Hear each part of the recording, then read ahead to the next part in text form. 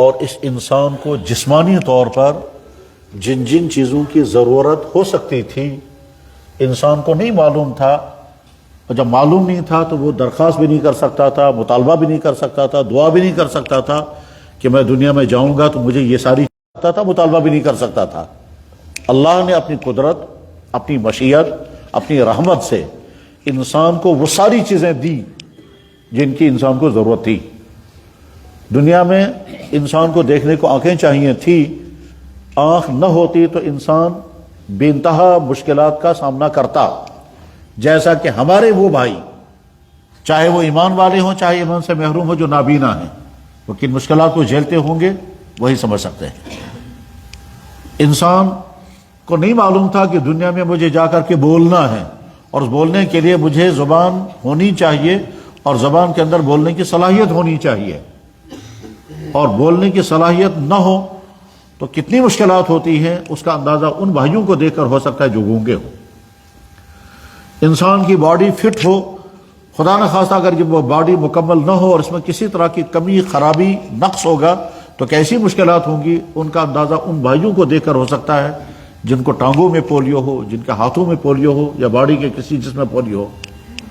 انسان کا دماغ صحیح ہونا چاہیے، اور اگر صحیح نہیں ہوگا تو انسان کتنی مشکلات جھیلتا ہے، اس کا اندازہ ان لوگوں کو دیکھ کر ہو سکتا ہے جو دماغی طور پر نارمل نہیں ہوتے ہیں، اب نارمل ہوتے ہیں اور وہ ہسپتالوں میں ہوتے ہیں، تو ان کی حالت دیکھ کر انسان اندازہ کر سکتا ہے کہ دماغ نہ ہو تو کیا ہوتا ہے، نگاہیں نہ ہو تو کیا ہوتا ہے، سننے والے کان نہ ہو تو کیا ہو سکتا ہے۔ غرض یہ کہ اللہ کو معلوم تھا اس میرے بندے کو دنیا میں کیا کیا ہونا چاہیے، اس علم کی بنیاد پر اللہ نے بندے کو سب کچھ دیا۔ اس سب کیوں میں یہ سارا ہمارا جسم ہے، اس جسم میں کیا کیا ہونا چاہیے، اور جو ہونا چاہیے وہ کس طرح فنکشن کرے گا، اور جو فنکشن کرے گا اس کی حفاظت کا نظام کیا ہوگا۔ اللہ نے یہ سارا نظام خود بخود بنایا ہے، نظام بھی بنایا، اعضاء بنائے، ان اعضاء کو کام کرنے کی صلاحیت عطا کی ہے، اور یہ سارے اعضاء جو ہے فنکشن کر رہے ہیں۔ آنکھوں کا کام دیکھنا ہے، آنکھیں دیکھ رہی ہیں، کانوں کا کام سننا ہے، کان اپنا کام کر رہے ہیں، دماغ کا کام سوچنا ہے اور یاد رکھنا ہے، وہ اپنا کام کر رہے ہیں، زبان کا کام بولنا ہے، چکھنا ہے، وہ اپنا کام کر رہی ہے۔ باڈی کے ہر پارٹ کا جو کام اللہ نے طے کیا ہے وہ، اور یہ باڈی کا ہر پارٹ اللہ کی قدرت کی بہترین نشانی ہے۔ جس پارٹ پر بھی غور کریں گے، جسم کے جس عضو پر بھی سوچنا شروع کریں گے، اور خاص طور پر اگر میڈیکل کی روح سے دیکھیں، یعنی میڈیکل سائنس میں ایک شعبہ جو پڑھایا جاتا ہے اور بہت ہی ایمان افروز شعبہ ہے، وہ اگر اس کو ایمان کے جذبے سے پڑھا جائے تو ایسا لگتا ہے کہ اس سے اللہ کی معرفت حاصل ہوگی، اور اس کو کہتے ہیں انیٹمی۔ انیٹمی اگر پڑھی جائے، جس انیٹمی پر اس پر بحث ہوتی ہے کہ انسان کا جسم کیسے فنکشن کرتا ہے، فزیالوجی اور انیٹمی، انسان اعضاء کیا ہیں اور کام کیسے کرتے ہیں، آنکھ کیا ہے اور کیسے کام کرتی ہے، دماغ کیا ہے اور کیسے کام کرتا ہے، نرو سسٹم کیا ہے اور کیسے کام کرتا ہے، لیور کیا ہے اور کیسے کام کرتا ہے، اور لیور جب خدا نخواستہ خراب ہو جاتا ہے تو نتائج کیا نکلتے ہیں۔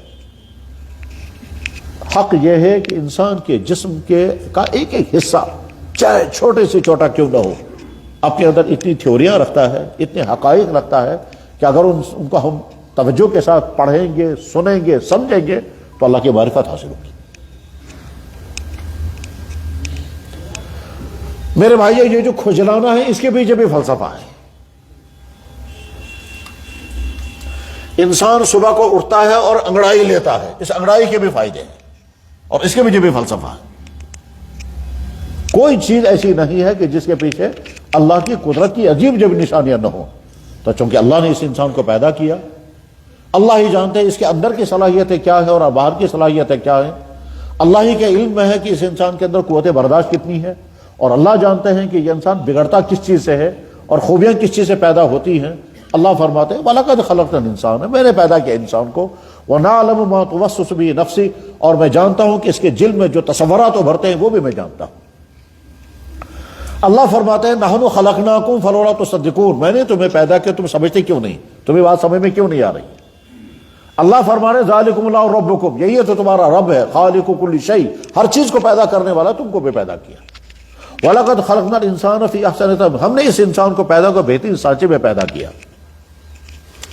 اس انسان کے پیدا ہونے میں خود انسان کی کوئی محنت نہیں ہے، اور اگر انسان کی محنت ہے تو صرف اتنی ہے کہ مرد کے جسم سے ایک قطرہ نکلتا ہے اور وہ منتقل ہوتا ہے ایک خاص ایکشن کے ذریعے سے عورت کے جسم تک۔ اس عورت کے جسم میں بھی ایک خاص چیز تیار ہوتی ہے، وہ اپنی جگہ سے منتقل ہوتی ہے عورت کے رحم میں۔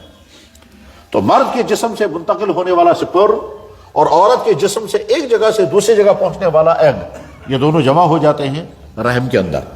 ان کے جمع ہونے کے لیے بھی اللہ نے ایک سسٹم رکھا ہے، اور وہ سسٹم بھی اللہ کی قدرت کے تابع ہے۔ خدا نہ خواستہ اگر کہیں اس سسٹم میں اللہ نے کہیں ڈیفیکٹ رکھ دیا، کچھ نہیں ہو سکتا۔ مثلا مرد کا سپری بھی نہیں بن رہا ہوگا، یا مرد کے پروے پارٹ میں وہ صلاحیت ہی نہ ہو جس صلاحیت کا ہونا بہت زیادہ ضروری ہے، یا عورت کا ایگ ہی نہ بننے لگے، یا ایگ تو بنتا ہے مگر ٹیوب بلاک ہے، یا ٹیوب بلاک نہیں ہے مگر اووری کے اندر جان ہی نہیں ہے، کوئی نہ کوئی کمی آ جائے گی، بچے پیدا نہیں ہوتے۔ بچے کیوں نہیں پیدا ہوتے ہیں یہ تو میڈیکل والے بتائیں گے، ایمرالوجی میں جا کر کے سمجھ میں آتا ہے کہ بچے کیوں نہیں پیدا ہو رہے ہیں، رکاوٹ کہاں ہے، مرد میں ہے یا عورت میں ہے۔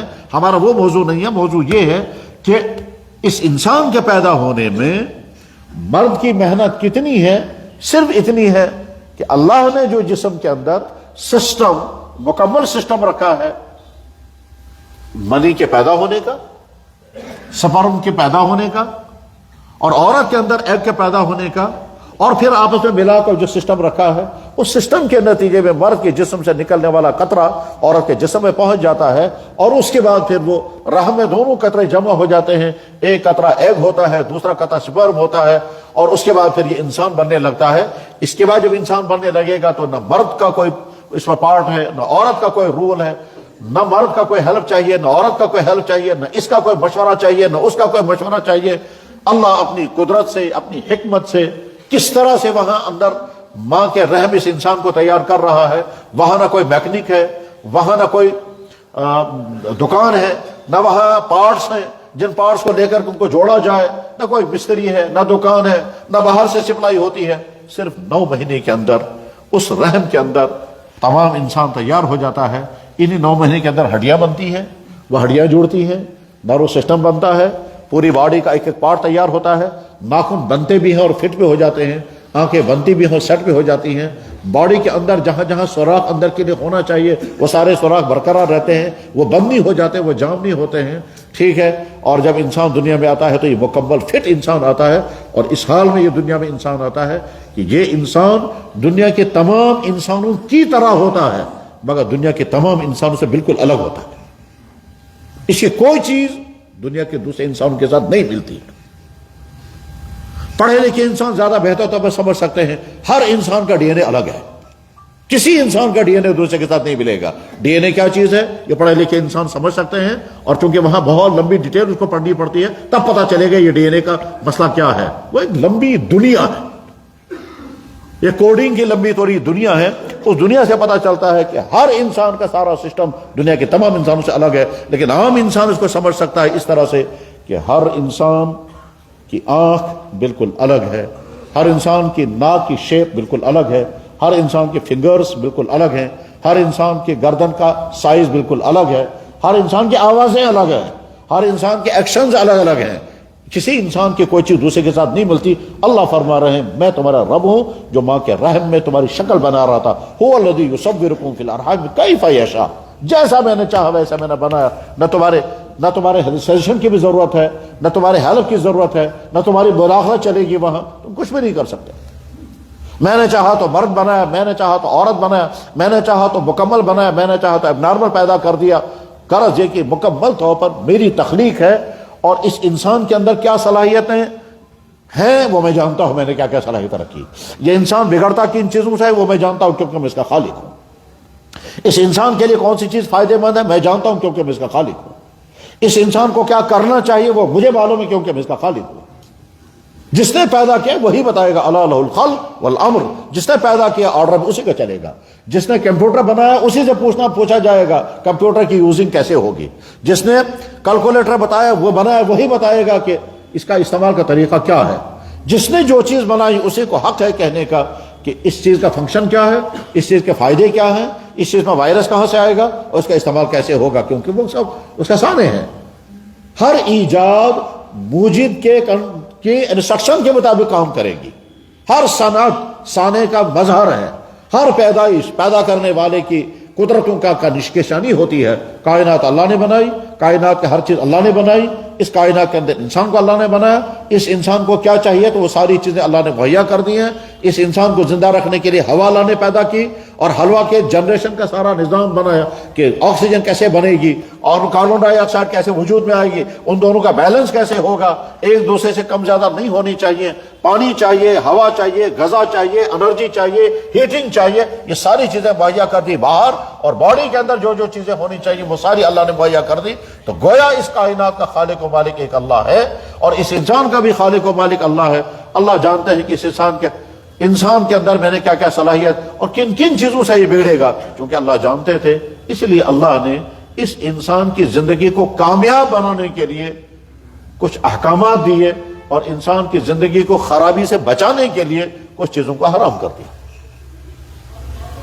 بالکل اسی طرح سے جیسے ہم ڈاکٹر کے پاس جائیں گے اور ڈاکٹر سمجھدار ہوگا، تجربے کار ہوگا، پڑھا لکھا انسان ہوگا، دیندار ہوگا، سمجھدار ہوگا اور پیشنٹ کے ساتھ ہمدردی رکھنے والا ہوگا، تو ٹھیک طرح سے چیک اپ کرنے کے بعد کہے گا کہ آپ کو یہ دوائیاں استعمال کرنی ہے اور یہ آپ کو پرہیز کرنی ہے۔ ڈاکٹر جب پرہیز بتاتا ہے تو وہ ظلم نہیں کرتا، وہ جانتا ہے اس کی باڈی کے لیے یہ چیز مضر ہے، اسے اس کو بین کر دیتا ہے، اور بعض دفعہ سختی کے ساتھ کہے گا کہ اس کو ہاتھ بھی نہیں لگانا، آج کے بعد آپ اس چیز کو ہاتھ بھی نہیں لگائیں گے، حالانکہ وہ چیز حلال بھی ہو سکتی ہے۔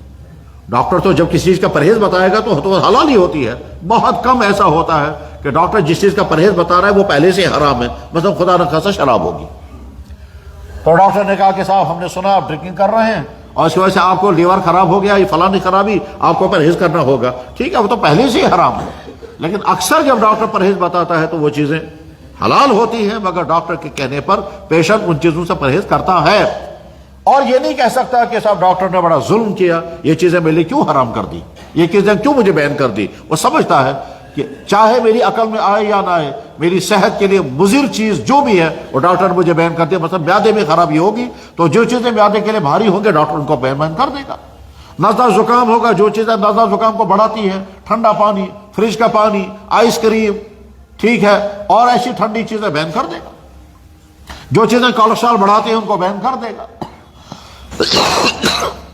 بس ٹھیک اسی طرح سے اللہ جانتے ہیں میرے اس بندے میں کیا کیا کیپیسٹی میں نے رکھی ہے، قوت برداشت میں نے کتنی رکھی ہے، اس کو اچھا انسان بنانے کے لیے مجھے کیا کیا احکامات دینے ہیں، اور برائیوں سے بچانے کے لیے مجھے کن کن چیزوں سے مجھے اس کو روکنا ہے۔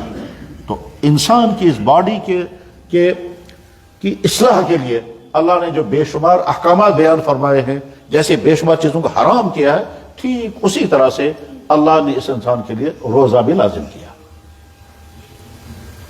اللہ تعالیٰ قرآن کریم میں فرماتے ہیں، اے ایمان والو میں نے تم پر روزے فرض کیے، اور صرف تم پر نہیں، تم سے پہلے لوگوں پر روزے فرض ہوئے۔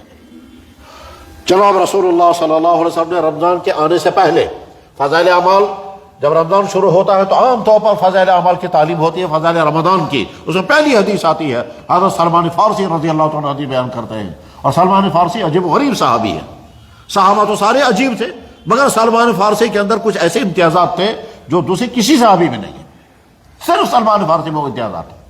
مثلا کسی صحابی کی عمر 200 سال 250 سال نہیں ہے، سلمان فارسی رضی اللہ عنہ کی عمر کم سے کم 250 سال، بعض حضرات نے کہا 300 سال۔ سلمان فارسی واحد وہ صحابی ہے جو تمام مذہبوں کو چک کر کے پھر اسلام تک پہنچے تھے، وہ مجوسی تھے، یہودی بنے، نصرانی بنے اور آخر میں اسلام قبول کیا۔ سلمان فارسی واحد وہ شخص ہے کہ جس نے اللہ کے نبی علیہ الصلوۃ والسلام کے سامنے قرآن کریم کا ترجمہ، کچھ آیتوں کا ترجمہ فارسی زبان میں کیا اور اللہ کے نبی علیہ السلام نے سماعت فرمایا۔ سلمان فارسی واحد وہ شخص ہے کہ ایک موقع پر طرح سلمان فارسی نے ایک رائے پیش کی ہے اور تمام صحابہ کی رائے الگ تھی، طرح سلمان فارسی کی رائے الگ تھی، اور اللہ کے نبی علیہ السلام نے سلمان فارسی کی رائے پر فیصلہ سنا دیا اور اسی میں کامیابی مل گئی۔ سلمان فارسی واحد وہ صحابی ہیں جو انہوں نے نبی علیہ السلام کی خدمت میں عرض کیا، یا رسول اللہ، یا رسول اللہ، تمام لوگ بڑے فخر کے ساتھ کہتے ہیں میں فلانے کا بیٹا ہوں، مجھے تو پتہ ہی نہیں میرا باپ کون ہے، کیونکہ میں تو مجوسی، اور مجوسی تھا ایران کے اندر آگ کا پوجا کرنے والا. مجھے معلوم ہی نہیں میرا باپ کون ہے.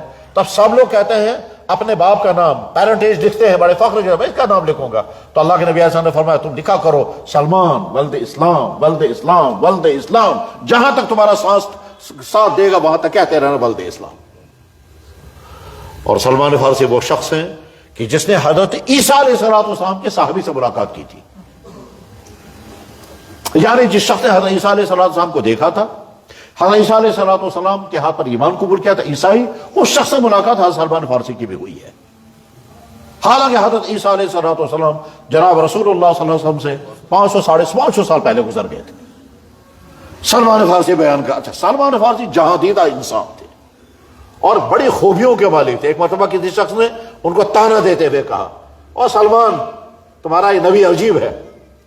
تو سلمان فارسی نے کیوں؟ انہوں نے کہا تم کو چھوٹی چھوٹی باتیں سکھاتے ہیں, تمہارا نبی تم کو سکھانے لگتا ہے وضو پیشاب کیسے کرنا ہے, یہ کوئی سکھانے کی چیز ہے؟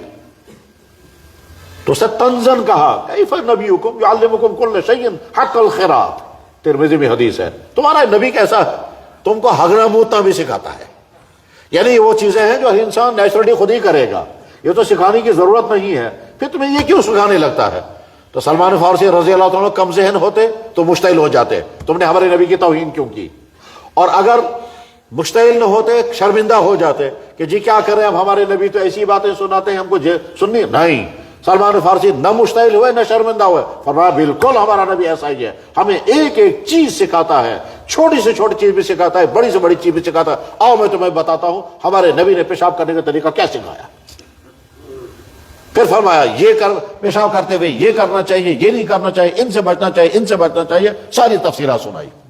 تو فخر کے ساتھ کہا ہاں ہمارا نبی تو ایک ایک چیز ہمیں سکھاتا ہے. اور واقعتاً جناب رسول اللہ صلی اللہ علیہ وسلم نے حضرت ابو ہریرہ رضی اللہ عنہ سے فرمایا تھا, ابو ہریرہ انا لکم مثل الوالد للولد, میں تمہارے لیے ایسا ہوں جیسے باپ اپنے بچے کے لیے ہوتا ہے, آؤ میں تمہیں بتاتا ہوں پیشاب کیسے کرنا ہوتا ہے. تو چھوٹی سی چھوٹی چیز ہمارا نبی ہم کو سکھاتا تھا.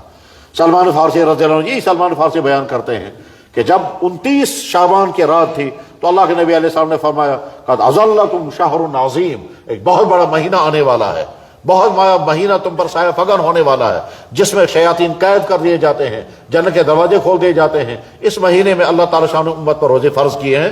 تو گویا رمضان کی اہمیت کا حال یہ ہے کہ اللہ کے نبی علیہ السلام نے رمضان کے آنے سے پہلے رمضان کی عظمت کو بیان فرمایا. تو بس وہی عنوان اس وقت ہے, اور ظاہر ہے ساری باتیں اس وقت تو بیان نہیں کی جا سکتی ہیں, بس میں الگ الگ ٹاپک کے ساتھ اس موضوع پر اس وقت گفتگو کرتا ہوں. نمبر 1 رمضان کے مہینے کی عظمت کیا ہے. نمبر 2 رمضان کے مہینے میں روزوں کی فرضیت کا درجہ کیا ہے. نمبر 3 روزوں کا فلسفہ کیا ہے. نمبر 4 روزوں کے اہم مسائل کیا ہیں. نمبر 5 رمضان کے مہینے میں کوتاہیاں کیا کیا ہوتی ہیں. اور نمبر 5 اگر موقع ملا تو رمضان کے مہینے میں ایک اہم ترین عمل عام طور پر مسلمان انجام دیتے ہیں, وہ ہے زکوٰۃ کی ادائیگی. تو زکوٰۃ کے اصول اور ضوابط, ان تمام موضوعات پر اس وقت کی گفتگو ہوگی. حضرات رمضان کے روزے فرض ہونے سے پہلے بھی اللہ کے نبی علیہ السلام روزہ رکھا کرتے تھے. مکہ والے بھی روزہ رکھتے تھے, مدینے والے بھی روزہ رکھتے تھے. مکہ والے مشرکین مکہ تھے. حضرت ابراہیم اور حضرت اسماعیل علیہ السلام, حضرت ابراہیم اور حضرت اسماعیل علیہ السلام کے دین پر وہ دعوے دار تھے کہ ہم ان پر عمل کرتے ہیں, اگرچہ اس دین کے اندر انہیں تحریفات کر دی تھی اور اس دین کی بہت تھوڑی سی باتیں باقی بچی ہوئی تھی, باقی تمام انہوں نے خرد برد کر کے بگاڑ دی تھی. مگر دعویٰ ان کا یہی تھا کہ ہم ابراہیم اور اسماعیل کے دین پر ہیں.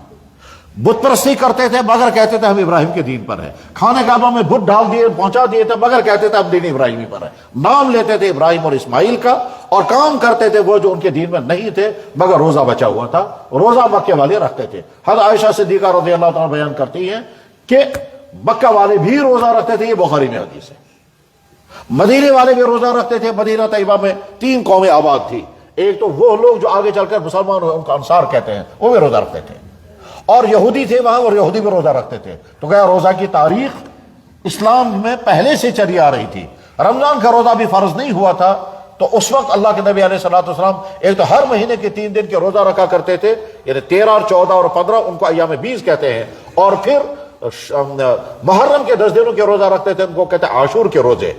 پھر اللہ تعالیٰ شانوں نے مدینہ طیبہ جب حضور نبی علیہ السلام تشریف لائے تو دوسرا سال تھا تو رمضان کے روزے فرض ہو گئے. آیت نازل ہو گئی یا ایھا الذین آمنوا کتب علیکم الصیام کما کتب علی الذین من قبلکم، اے ایمان والو تم پر روزے فرض کر دیے گئے، اور صرف تم پر نہیں، تم سے پہلے لوگوں پر روزے فرض کر دیے گئے.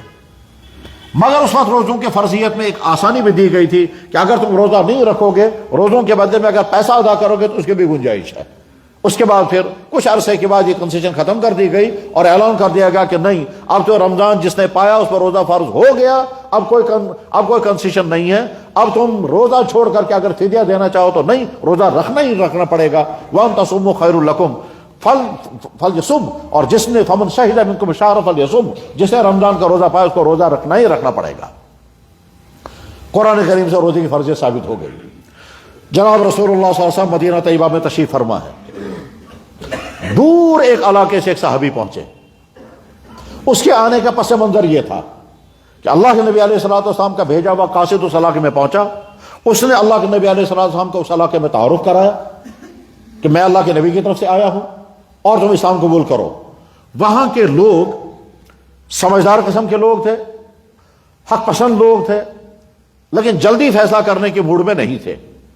وہ سوچتے تھے کہ اگر ہم اس آنے والے کی بات کو مان لیں اور اس آدمی کو نبی مان لیں جس کے بارے میں یہ کہہ رہے ہیں، ہو سکتا ہے وہ نبی نہ ہو، اور اگر ہم نے اس نبی کا انکار کر دیا لیکن ہو سکتا ہے وہ نبی ہو.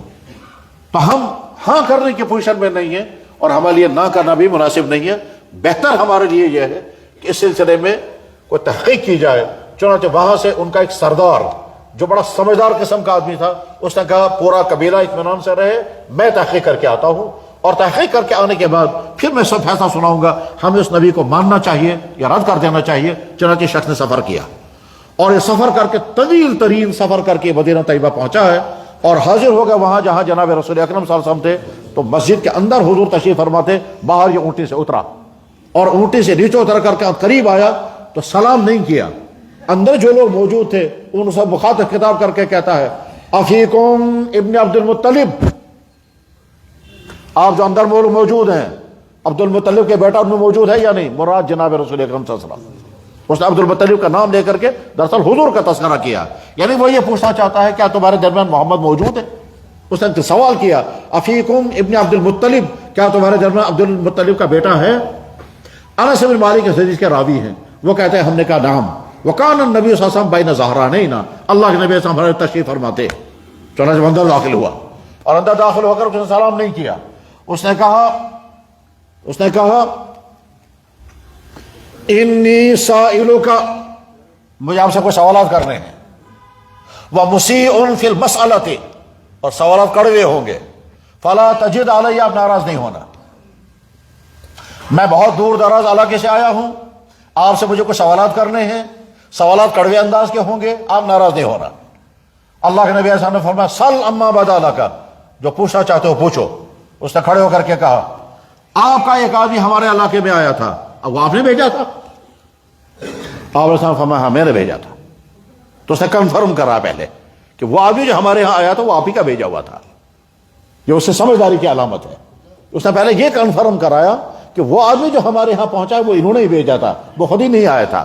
اس کے بعد اب اس نے کہا پوچھا کہ وہ جو ہمارے پاس آدمی آیا تھا اس نے آپ کے بارے میں کہا کہ آپ کا دعویٰ ہے کہ آپ خدا کے اللہ کے نبی ہیں، اس نے ہم سے یہ بات صحیح کہی ہے؟ اللہ کے نبی صلی اللہ علیہ وسلم ہاں، اس نے صحیح کہا. اس نے کہا تو آپ اللہ کے نبی ہیں؟ تو اللہ کے نبی صلی اللہ علیہ وسلم ہاں میں اللہ کا نبی ہوں. اس شخص نے کہا مجھے یہ بتائیے آسمان کس نے بنایا، یہ زمین کس نے بنائی، اور یہ پہاڑ کس نے کھڑے کیے؟ الفاظ اس کے یہ تھے من خلق هذا السماء ومن خلق هذه الارض ومن نصب فيها الجبال وجعل فيها منافع. یہ الفاظ اس نے بولے. آسمان کس نے بنایا، زمین کس نے بنائی، پہاڑ کس نے کھڑے کیے، اور پہاڑوں میں طرح طرح کے نفع بخش چیزیں کس نے رکھی ہیں؟ اللہ کے نبی صلی اللہ علیہ وسلم فرمایا اللہ نے. اس نے کہا جس اللہ نے یہ پہاڑ بنائے، زمین بنائی، آسمان بنایا، اسی اللہ نے آپ کو نبی بنایا ہے. تو حضور فرمایا ہاں اسی اللہ نے مجھے بنایا. اس نے کہا تسلیم ہے. پھر اس کے بعد کہا ہمارے پاس جو آپ کا آدمی آیا تو اس نے ہم سے یہ کہا کہ ہمارے جن میں 5 وقت کی نمازیں فرض ہیں. اس نے ٹھیک کہا؟ اللہ کے نبی صلی اللہ علیہ وسلم فرمایا ہاں اس نے ٹھیک کہا. اس نے کہا اللہ ہمارا کا بہذا، یہ اللہ کی طرف سے یا آپ کی طرف سے ہیں؟ اللہ کے نبی صلی اللہ علیہ وسلم فرمایا یہ اللہ کی طرف سے. کہا ٹھیک ہے تسلیم ہے. اس نے کہا ہمارے پاس جو آپ کا آدمی آیا تو اس نے ہم سے کہا کہ مہینے سال بھر میں 1 مہینے کے ہم کو روزے رکھنے ہیں، اس شخص نے ٹھیک کہا؟ اللہ کے نبی نے فرمایا ہاں، اسے ٹھیک کہا۔ پھر اسے پوچھا اللہ امر کا بہذا، یہ آپ اپنی طرف سے ہمیں حکم دے رہے ہیں یا اللہ کی طرف سے ہے؟ اللہ کے نبی نے فرمایا یہ اللہ کی طرف سے، فرمایا پھر تسلیم ہے۔ اس نے کہا کہ اس شخص نے ہم سے یہ کہا کہ ہم کو اپنے مالوں کی زکات دینی ہے، اس شخص نے ٹھیک کہا؟ اللہ کے نبی نے فرمایا ہاں، اسے صحیح کہا۔ اس نے پھر فوراً سوال کیا، اس کا مطلب یہ ہوا کہ آپ کو اللہ نے کہا تو اللہ ہی نے حکم دیا یا آپ اپنی طرف سے دے رہے ہیں؟ تو جناب رسول اللہ صلی اللہ علیہ وسلم نے فرمایا یہ بھی اللہ کی طرف سے۔ اس نے کہا بس تسلیم ہے۔ حج کے بارے میں اس نے سوال کیا یا نہیں کیا؟ بعض احادیث سے پتہ چلتا ہے سوال کیا، بعض احادیث سے پتہ چلتا ہے سوال نہیں کیا۔ جن احادیث سے پتہ چلتا ہے سوال کیا ہے، اس کے معنی اس تک حج کا تذکرہ بھی ہوا تھا، اور جن احادیث سے پتہ چلتا ہے کہ حج کا سوال اس نے نہیں کیا، اس کے معنی یہ ہے کہ ابھی حج کا حکم نہیں آیا تھا، اس لیے وہاں حج کا تذکرہ بھی نہیں ہوا ہے۔ بہرحال یہ سارے سوالات اس نے حل کرا لیے، تصدیق کروا لی، کنفرم کرا لیا۔ اس کے بعد کہا میں فلاں قبیل سے آیا ہوں، میرا نام زمام ابن ثعلبہ ہے، میں آپ کو گواہ بنا کر کے کہتا ہوں، مجھے یہی چیزیں آپ سے معلوم کرنی تھی، میں نہ کمی کروں گا نہ زیادتی کروں گا، السلام علیکم یہ کہہ کر کے روانہ ہو گیا۔ تو جناب رسول اللہ صلی اللہ علیہ وسلم نے فرمایا اگر تم جنت ہی دیکھنا چاہتے ہو تو اس کو دیکھ لو۔ اور ایک حدیث میں قد افلح ان صدق، اگر یہ اس وعدے پر سچا رہا تو کامیاب ہو گیا۔ اس حدیث میں کیا آیا؟ نماز فرض، روزے فرض اور زکوٰۃ کی فرضیت۔ اس سلسلے میں سب سے مشہور حدیث جو حدیث کی تمام کتابوں میں ہے اور بخاری کے نمبر 1 پر حدیث ہے کتاب الایمان میں، کتاب الایمان کی پہلی والی حدیث یہی ہے۔ حضرت عبداللہ بن عمر رضی اللہ عنہ کہتے ہیں بنی الاسلام علی 5، اسلام کی بنیاد 5 چیزوں پر ہے، شہادت اللہ الہ الا اللہ واقام الصلاۃ وایتاء الزکاۃ والحج وصوم رمضان۔ صوم رمضان اس حدیث میں مؤخر کر دیا گیا، حج کا تذکرہ پہلے ہے، تو گویا رمضان کے روزے مسلمان پر فرض ہیں، اور یہ جب بھی کوئی آدمی اسلام قبول کرے گا، جب بھی کوئی آدمی اسلام قبول کرے گا، اسلام قبول کرنے کے بعد جیسے نماز فرض ہو جاتی ہے اسی طرح سے روزہ بھی فرض ہو جاتا ہے۔ یہ تو ہے روزے کی فرضیت کی بنیاد۔ روزے کی فرضیت کا عالم یہ ہے کہ ہر بالغ مسلمان پر یہ فرض ہے، یہ کسی بھی صورت میں معاف نہیں ہے۔ البتہ عورتوں کو 3 حالتوں میں روزے مؤخر کرنے کی اجازت ہے۔ نمبر 1، اگر عورت مینسز کی حالت میں ہو تو مؤخر کرنا ہوگا۔ نمبر 2، اگر عورت پریگننسی کی حالت میں ہو تو روزہ مؤخر کرنے کی اجازت ہے۔ نمبر 3، اگر عورت بچے کو دودھ پلا رہی ہو تو روزہ مؤخر کرنے کی اجازت ہے۔ بس عورتوں کو تو یہ 3 کنسیشنیں ہیں۔ مردوں کو صرف ایک صورت میں کنسیشن ہے، وہ یہ ہے کہ اگر کوئی انسان بیمار ہے اور روزہ رکھ نہیں پائے گا تو مؤخر کرے گا، سفر میں ہے روزہ نہیں رکھ پائے گا تو مؤخر کرے گا، اور اگر بڑھاپے کی اس عمر کو پہنچ چکا ہے کہ اب اس کی ہمت ہی نہیں ہے روزہ رکھنے کی، اور آئندہ بھی امید نہیں ہے کہ وہ صحت مند ہو کر کے روزہ رکھنے کے قابل ہوگا، اس آدمی کو روزہ چھوڑ دینے کی اجازت ہے اور کفارہ دینے کی اجازت ہے۔ بڑھاپے کی اس عمر کو جب کوئی انسان پہنچ جائے کہ اب آئندہ امید نہیں ہے کہ یہ آدمی صحت یاب ہو کر روزہ رکھنے کے قابل ہوگا، اس آدمی کو فدیہ دینے کی اجازت ہے، روزہ اس کو معاف ہو جاتا ہے، اور ایک روزے کے بدلے میں 1 صدقہ فطر۔ لیکن سفر کی بنیاد پر یا اسی طرح سے بیماری کی وجہ سے فدیہ دینے کی اجازت نہیں ہے۔ ہاں، اب بیماری کی وجہ سے روزہ چھوڑ دے گا صحت یاب ہونے تک، سفر کی وجہ سے روزہ چھوڑ دے گا مقیم ہونے تک، اور جب مقیم ہو جائے گا اور صحت یاب ہو جائے گا بعد میں یہ روزہ رکھ سکے گا۔ کچھ بیماریوں کے متعلق سوال پیدا ہوتا ہے کہ جو آدمی مستقل اس بیماری کا شکار ہے، مثلا کسی انسان کو مستقل انسولین لینا پڑتا ہو، یا کوئی انسان جو ہے وہ مستقل ڈائبٹیز ہو، یا کوئی انسان مستقل کسی ایسی بیماری کا شکار ہو کہ وہ روزہ رکھنے کی اسے امید نہیں ہے حالانکہ ابھی عمر کم ہے، تو اس آدمی کو اپنے سارے حالات کسی مفتی کے سامنے رکھنے ہوتے ہیں، پھر اسے پوچھنا ہوتا ہے کہ مجھے روزہ رکھنے کا انتظار کرنا ہے یا فدیہ دینا ہے، اس کے انڈیویجول حالات دیکھ کر کے اس کو جواب دیا جاتا ہے۔ روزے کی فرضیت اس درجے کی ہے کہ اللہ کے نبی علیہ السلام نے ارشاد فرمایا کہ اگر کسی انسان نے جان بوجھ کر رمضان کا 1 روزہ چھوڑ دیا تو اگر زمانے طویل تک بھی روزہ رکھے گا تو اس ایک روزے کے برابر اس کے زمانے طویل کے روزے نہیں ہو سکیں گے۔ روزہ انسان کے ایمان کی بہترین علامت ہے۔ کیوں؟ اس لیے کہ دنیا میں ہر کام انسانوں کو دکھلانے کے لیے کیا جا سکتا ہے، لیکن روزہ ایک ایسی عبادت ہے جو جو دوسروں کو دکھانے کے لیے نہیں کی جا سکتی۔ روزہ جب بھی انسان رکھتا ہے اللہ کے ڈر ہی کی وجہ سے رکھے گا۔ کیوں؟ اگر دوسرے انسانوں کو دھوکہ دینا ہوگا تو روزہ نہ رکھ کر بھی دوسروں کو کہہ سکتا ہے میں روزہ میں ہوں، وہ آگے باقی تمام لوگوں سے کہتا رہے گا میرا روزہ اور تنہائی میں جا کر کے لیکن جب بھی انسان روزہ رکھتا ہے یہ علامت ہوتا ہے اس کے اندر اللہ کا ڈر ہے۔ اسی لیے اللہ کے نبی علیہ السلام فرمایا الصوم لی وانا اجزی بہ، روزہ میرے لیے ہے اور میں ہی اس روزے کا بدلہ بھی عطا کرتا ہوں۔ روزہ اللہ نے فرض کیوں کیا ہے؟ جواب، بے شمار جسمانی فائدے، بے شمار روحانی اخلاقی فائدے، اور ان تمام فائدوں کو اللہ تعالیٰ ایک لفظ میں بیان فرماتے ہیں لعلکم تتقون، تاکہ تم متقی بنو۔ روزے کے فوائد کتنے زیادہ ہیں، میڈیکل کی دنیا میں جب جا کر تحقیق کرتے ہیں تو جناب والا ایک روسی مصنف نے، ایک رشین سکالر نے کتاب لکھی، حالانکہ وہ اتھیسٹ یا کہ یہ کمیونسٹ تھا، ایک کمیونسٹ مصنف نے کتاب لکھی رشیا میں، اب وہ زندہ بھی نہیں، وہ مر چکا ہے، اور روسی زبان میں اس کا ٹرانسلیشن انگریزی میں ہوا، پھر وہ عربی میں ہوا۔ اس کتاب میں وہ لکھتا ہے تقریباً 200 بیماریوں کا علاج روزے کے ذریعے ہو سکتا ہے، اور عام بیماریاں جو یہاں پائی جاتی ہیں ان بیماریوں کا تو کثرت سے علاج روزے کی وجہ سے، کم سے کم معدے کی تمام بیماریوں کا علاج کرنے روزہ بہترین ذریعہ ہے، اور بہت ساری بیماریوں کا علاج روزہ، جسمانی بیماریوں کا بھی علاج ہے، روحانی بیماریوں کا بھی علاج ہے۔ روحانی بیماریوں کا کیسے کیسے علاج ہوگا اس کی ڈیٹیل میں اس کو بیان نہیں کروں گا، بس میں ایک واقعہ سنا کر کے بات ختم کرتا ہوں تاکہ مجھے اگلی بات بیان کرنے کا موقع ملے گا۔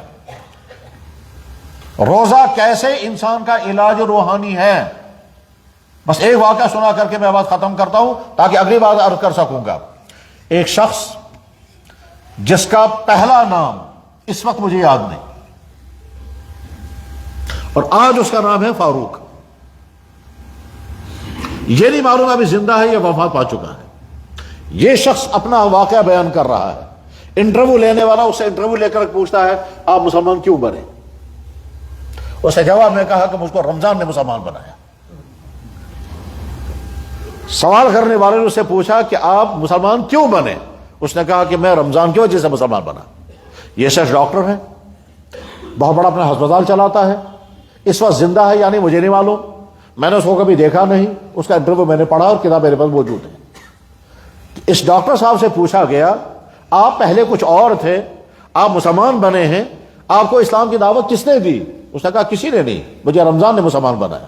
اس سے پوچھا گیا ڈیٹیل بتائیے، اب یہ ڈاکٹر بیان کرتا ہے، کیا اپنے شہر کا نام اسے بتایا، میں فلانے شہر کا رہنے والا، وہاں میرا پرائیویٹ اپنا کلینک ہے یا ہاسپٹل ہوگا، وہاں میں پریکٹس کرتا تھا، میرے پاس پیشنٹ آتے تھے۔ یہ کہتا ہے کہ میرے پاس مسلمان بھی آتے تھے، غیر مسلم بھی آتے تھے، اچانک ایک مہینے میں مسلمان پیشنٹ آنے لگے تو میں ان کو کہتا تھا یہ دوائی دن میں کھاؤ، وہ کہتے تھے سر ہمارا تو رمضان شروع ہو گیا، ہم دوائی دن میں نہیں کھا سکتے۔ میں ان سے پوچھتا تھا بھائی رمضان کیا چیز ہے؟ وہ کہتے تھے کہ ہمیں روزہ رکھنا ہوتا ہے۔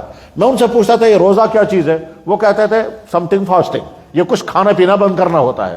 میں ان سے پوچھتا تھا یہ کیا مطلب ہے اس کا؟ وہ کہتے تھے کہ صبح کو بالکل صبح سویرے سے کب صبح سویرے کا آپ مان کر کے چلو، سن رائز سے تقریباً 1.5 گھنٹہ پہلے سے کھانا پینا بند کرنا ہے، اور سن سیٹ پر آ کر کے پھر کھانا پینا الاؤ ہو جائے گا، اس پورے دن میں کچھ نہیں کھا سکتے۔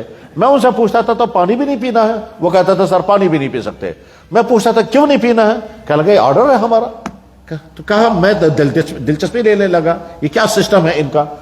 خیر اب میرے پاس جب بھی پیشنٹ آتا تھا تو اس مہینے میں سارے پیشنٹ کہتے تھے کہ سر دن میں تو ہم دوائی نہیں کھا سکتے ہیں۔ میں کہتا تھا ڈرپ لگانا پڑے گا، وہ کہتے صاحب ہمارا تو روزہ ہے۔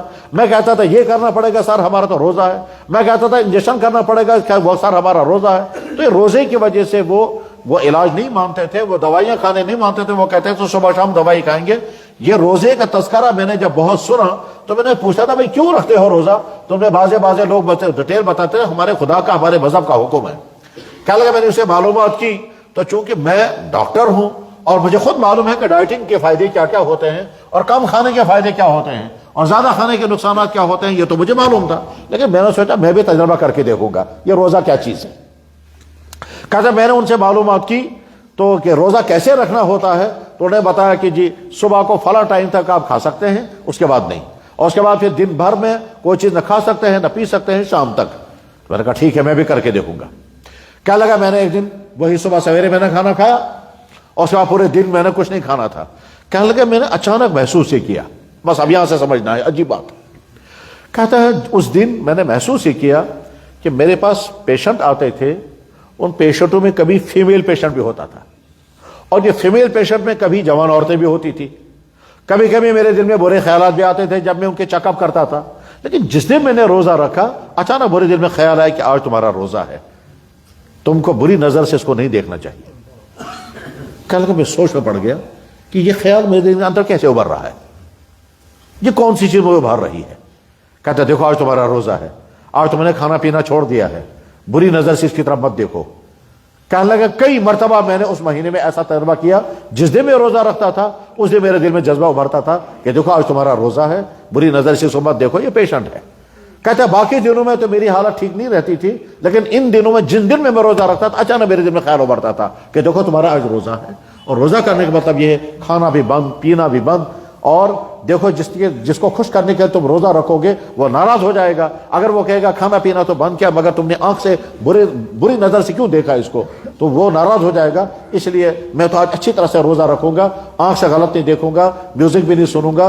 कहता है ये जब भी मैं रोजा रखता था मुझे यही होता था। कहता है यही महीना गुजरता रहा, यहां तक कि जब महीना एंड होने वाला था तो मेरे दिल में ख्याल आया इस रोजे के अंदर कोई ना कोई अंदर की ताकत है जो इंसान को चेंज कर देती है।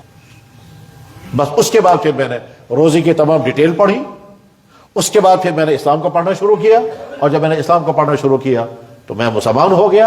अब मुझसे अगर कोई पूछता है तो मुसलमान क्यों हो गए, तो मैं कहता हूं रोजे ने मुझे मुसलमान बनाया, रमजान ने मुझे इस्लाम की दावत दी।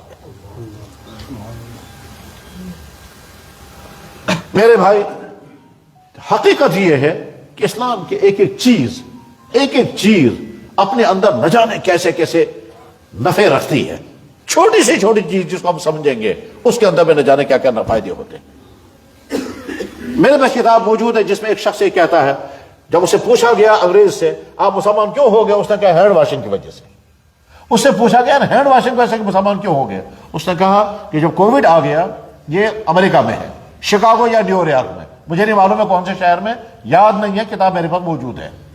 कहता है जब कोविड आ गया और डॉक्टरों की तरफ से हिदायत आने लगी कि मास्क इस्तेमाल किया जाए, सैनिटाइजर इस्तेमाल किया जाए, डिस्टेंसिंग रखी जाए, तो मेरे साथ एक कुलीग रहता था जो मुसलमान था। वो जब भी बाहर से आता था मैं उससे कहता था कि साहब सैनिटाइजर इस्तेमाल करो और हैंड वॉशिंग करो, ऐसे अंदर मत आओ। वो मुसलमान मुझे कहता था हम तो पहले से हैंड वॉशिंग करते हैं। मैं उससे कहता था कहां करते हो, वो कहता था कि देखो हम जब भी नमाज पढ़ते हैं तो पहले हैंड वॉश करते हैं या वजू करते हैं, हम जब भी बाथरूम जाएंगे पहले हैंड वॉश करते हैं, बाद में भी हैंड वॉश करते हैं, हम खाना खाने से पहले भी हैंड वॉशिंग करते हैं, बाद में भी करते हैं। तो दिन में हम अगर 5 मरतबा नमाज पढ़ेंगे तो 5 मरतबा हैंड वॉशिंग करेंगे, और अगर 2-3 मरतबा खाना पीना खाएंगे तो हैंड वॉशिंग पहले भी करेंगे बाद में भी करेंगे, और 2-4 मरतबा अगर वॉशरूम जाएंगे तब भी हैंड वॉशिंग करेंगे, तो 10 मरतबा तो हमारा हो जाता है। इसे अलग से हमको हैंड वॉश करने की जरूरत क्या है। मैं उससे पूछता था कि भाई ये हैंड वॉशिंग कब से आप लोग कर रहे हैं, उन्होंने कहा हमेशा से। मैंने उससे पूछा क्यों करते हो, उन्होंने कहा हमारे प्रॉफिट मोहम्मद सल्लल्लाहु अलैहि वसल्लम ने होता है। मैंने उससे पूछा वो कहाँ तुम्हारे नबी हैं, मुझे बताओ मैं भी उनसे मिलने के लिए जाऊंगा। उन्होंने जवाब में कहा कि वो आज नहीं हो तो बहुत कई 1,500 साल पहले गुजर चुके हैं, आज वो नहीं है। तो कहना उसके बाद फिर मैंने उसे किताब मांगी, उसने मुझे सीरत की किताब ला करके दी। वो सीरत की किताब में पढ़ता गया और उसमें देखता रहा हैंड वॉशिंग कहाँ है। अब हैंड वॉशिंग ढूंढते ढूंढते मैंने सारी सीरत पढ़ी तो अचानक मुझे दिल में ख्याल आया कि मोहम्मद सल्लल्लाहु अलैहि वसल्लम एज ए यंग बॉय बेहतरीन role model, Mohammad as a husband बेहतरीन role model, Mohammad as a businessman बेहतरीन role model, Mohammad as a ruler बेहतरीन रोल मॉडल। कहते मुझे कहीं कोई कमी नजर नहीं आई। कहता मैं ये सारा पढ़कर हैरान हो गया। तो मैंने कहा बस मुझे इसी को फॉलो करना है, और इधर से सीरत की किताब खत्म हो गई, उधर से जॉन फ्लड एक इस्लामिक सेंटर में पहुंचा, न्यूयॉर्क, वाशिंगटन कहाँ था या शिकागो में, और वहां जाकर के मुसलमान बन गया, और आज उसका नाम अब्दुल्ला है। इस्लाम की हर चीज दावत है। तो रोजे में बेशुमार फायदे हैं, अखलाकी फायदे और जिस्मानी फायदे। बेशुमार बीमारियों का इलाज बेहतरीन रोजा है। दुनिया भर के हजारों इंसानों का तजर्बा है कि रोजे की वजह से कितनी बीमारियों का इलाज हो जाता है, और रूहानियत के एतबार से तो अगर कोई इंसान अपने नफ्स को कंट्रोल नहीं कर पाता है, रोजा उसके बेहतरीन इलाज है। चुनांचे जनाब रसूल अकरम सल्लल्लाहु अलैहि वसल्लम ने जवानों से फरमाया, जिन जवानी को आज के जमाने में आज के जवानों के लिए बहुत ज्यादा मुश्किल इम्तिहान है अपनी जवानी को कंट्रोल में रखना, खास तौर पर जिनसी एहसासात और जिनसी जज्बात, क्योंकि चारों तरफ माहौल जो है वो जिनसी जज्बात भड़काने वाला माहौल है। इस माहौल के अंदर जो जिनसी जज्बात उभर जाते हैं, उन जज्बात को कंट्रोल करने के लिए बेहतरीन जरिया अगर आपके लिए हो सकता है तो वो रोजा है। फरमाया जनाब रसूल अकरम सल्लल्लाहु अलैहि वसल्लम, या माशर शबाब, ए जवानों, मन इस्तता मिनकुम बात फाले बितज़व्वुज, जो ही निकाह करने के हालात तुम्हारे सामने आ जाएंगे फौरन निकाह करना, डिले मत करना, देर मत करना, खामखा लड़का करके मत रखना। وَمَن لَّمْ يَسْتَطِعْ، اور اگر نکاح کرنے میں کوئی رکاوٹ ہو، مثلا تمہاری تعلیم ابھی مکمل نہیں، روزگار نہیں، گھر میں جوان بہنیں ہیں، یا کوئی بھی معقول رکاوٹ جو ہمارے سماج میں ہے، جس کا نتیجہ ہمارے بہت سارے جوانوں کو پسنا پڑتا ہے، اور بلا شبہ اس میں ایک صورت اور بھی ہے، وہ والدین کا ظلم ہے اولادوں پر کہ وہ جلدی ان کی شادیاں نہیں کرتے ہیں۔ بعض والدین تو صرف اپنا سٹیٹس بچانے کے لیے کہ صاحب ہمیں دھوم دھام کے ساتھ شادی کرنی ہے، تب تک آپ کو انتظار کرنا پڑے گا، اور وہ دھوم دھام کی شادی کرنے کے لیے سال ہر سال بچوں کو لٹکا کر کے رکھیں گے، صرف دوسروں کو دکھانے کے لیے، ہم کیا وانن جی اگر ہم نے ساتھ ساتھ شادی کی لوگ کیا کہیں گے، اور لوگ کیا کہیں گے اس کی فکر تمہیں ہے، اور تمہارے بچے کی زندگی تباہ ہو رہی ہے، اس کی تمہیں فکر نہیں ہے۔ کاش والدین کا مائنڈ سیٹ بدل جائے اور وہ سمجھ جائیں کہ اگر ہمارا بچہ پیاسا ہے اور ہم کہہ رہے ہیں نہیں صاحب تمہیں پیاسا رہنا پڑے گا تب تک جب تک ہم میڈ ان جاپان کراکری نہیں منگوائیں گے، اور خاص قسم کا جگ اور گلاس نہیں منگوائیں گے، پھر تمہارے لیے خاص قسم کو جوس لائیں گے، تب تک تمہیں انتظار کرنا ہوگا، چاہے سال ہر سال تم تڑپتا رہو۔ یہ ایسا ہی ہے کہ صاحب ہمیں پہلے مکان نیا بنانا ہے، پھر پیسہ جمع کرنا ہے، پھر ہائی فائی دھوم دھام کے ساتھ شادی کرنی ہے، تب تک تمہاری جوانی کو کیا ہو جائے گا ہم اس کے پرواہ نہیں ہے۔ تو کاش والدین کا مائنڈ سیٹ بدل جائے اور وہ جلد اپنے بچوں کے رشتہ شادیاں کر دے، اور جہاں واقعی رکاوٹیں ہیں تو رکاوٹیں ہیں۔ بہرحال اللہ کے نبی نے فرمایا وَمَن لَّمْ يَسْتَطِعْ، اگر شادیوں کرنے میں رکاوٹیں ہوں تو پھر کیا کرو گے تم؟ چونکہ تمہاری جوانی انتہائی قیمتی اور اس جوانی کو داغ نہیں لگنا چاہیے، اس کی فکر ہے، اسے اللہ کے نبی نے فرمایا فَعَلَيْهِ بِالصَّوْمِ، تو بہت زیادہ روزے رکھ لینا، اس روزہ رکھنے کے نتیجے میں تم جوانی کے اس خطرناک شاہراہ میں ڈگمگنے سے بچ جاؤ گے۔ فَإِنَّهُ عَلَيْهِ وِجَا، فَإِنَّهُ لَهُ وِجَا، اس جوانی کے میں جو جنسی جذبات ابھر رہے ہوں گے اور کنٹرول کرنا مشکل ہوگا، جب تم کثرت سے روزہ رکھو گے تو تمہاری جنسی جذبات قابو میں رہیں گے، اور جب اللہ کے نبی یہ علاج فرما رہے ہیں یقیناً یہ علاج کامیاب ہوگا۔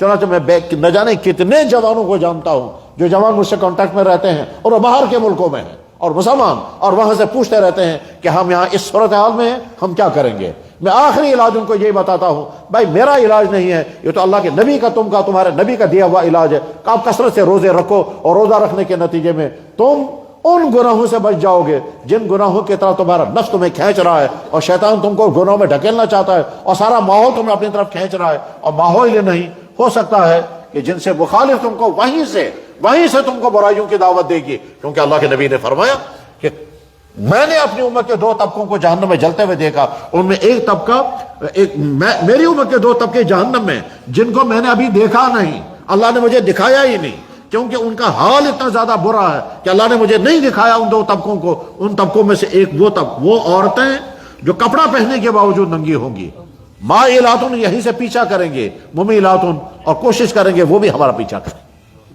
تو چونکہ اللہ کے نبی نے فرمایا، اس لیے بے شمار لڑکوں کے لیے بڑا امتحان ہے، یا تو شیطان کو یہاں سے ابھارے گا، یہیں سے دوستی جوڑو گے، اور اگر اس نے اپنے آپ کو بچایا تو وہیں سے کسی کو استعمال کرے گا، اور وہ وہیں سے آپ کو فون کرے گی، یا تو ادھر سے پریشانی ہے یا ادھر سے پریشانی ہے۔ یہ جو آج کے سماج میں خصوصاً ہماری وہ نئی نسل جو سکولوں کالجوں میں اور جو کوچنگ سینٹروں میں ہے، جو ہاسٹلوں میں ہے، جہاں بوائے فرینڈ اور گرل فرینڈ کا فتنہ چل رہا ہے، اس صورتحال کے اندر تمہارے لیے بہترین علاج رمضان ہے۔ رمضان کے نتیجے میں تم اپنے آپ کو قابو میں رکھ سکتے ہو اور ان تمام خرابیوں سے اپنے آپ کو بچا سکتے ہو، کیونکہ اللہ کے نبی علیہ السلام نے روزوں کو علاج بتایا ہے۔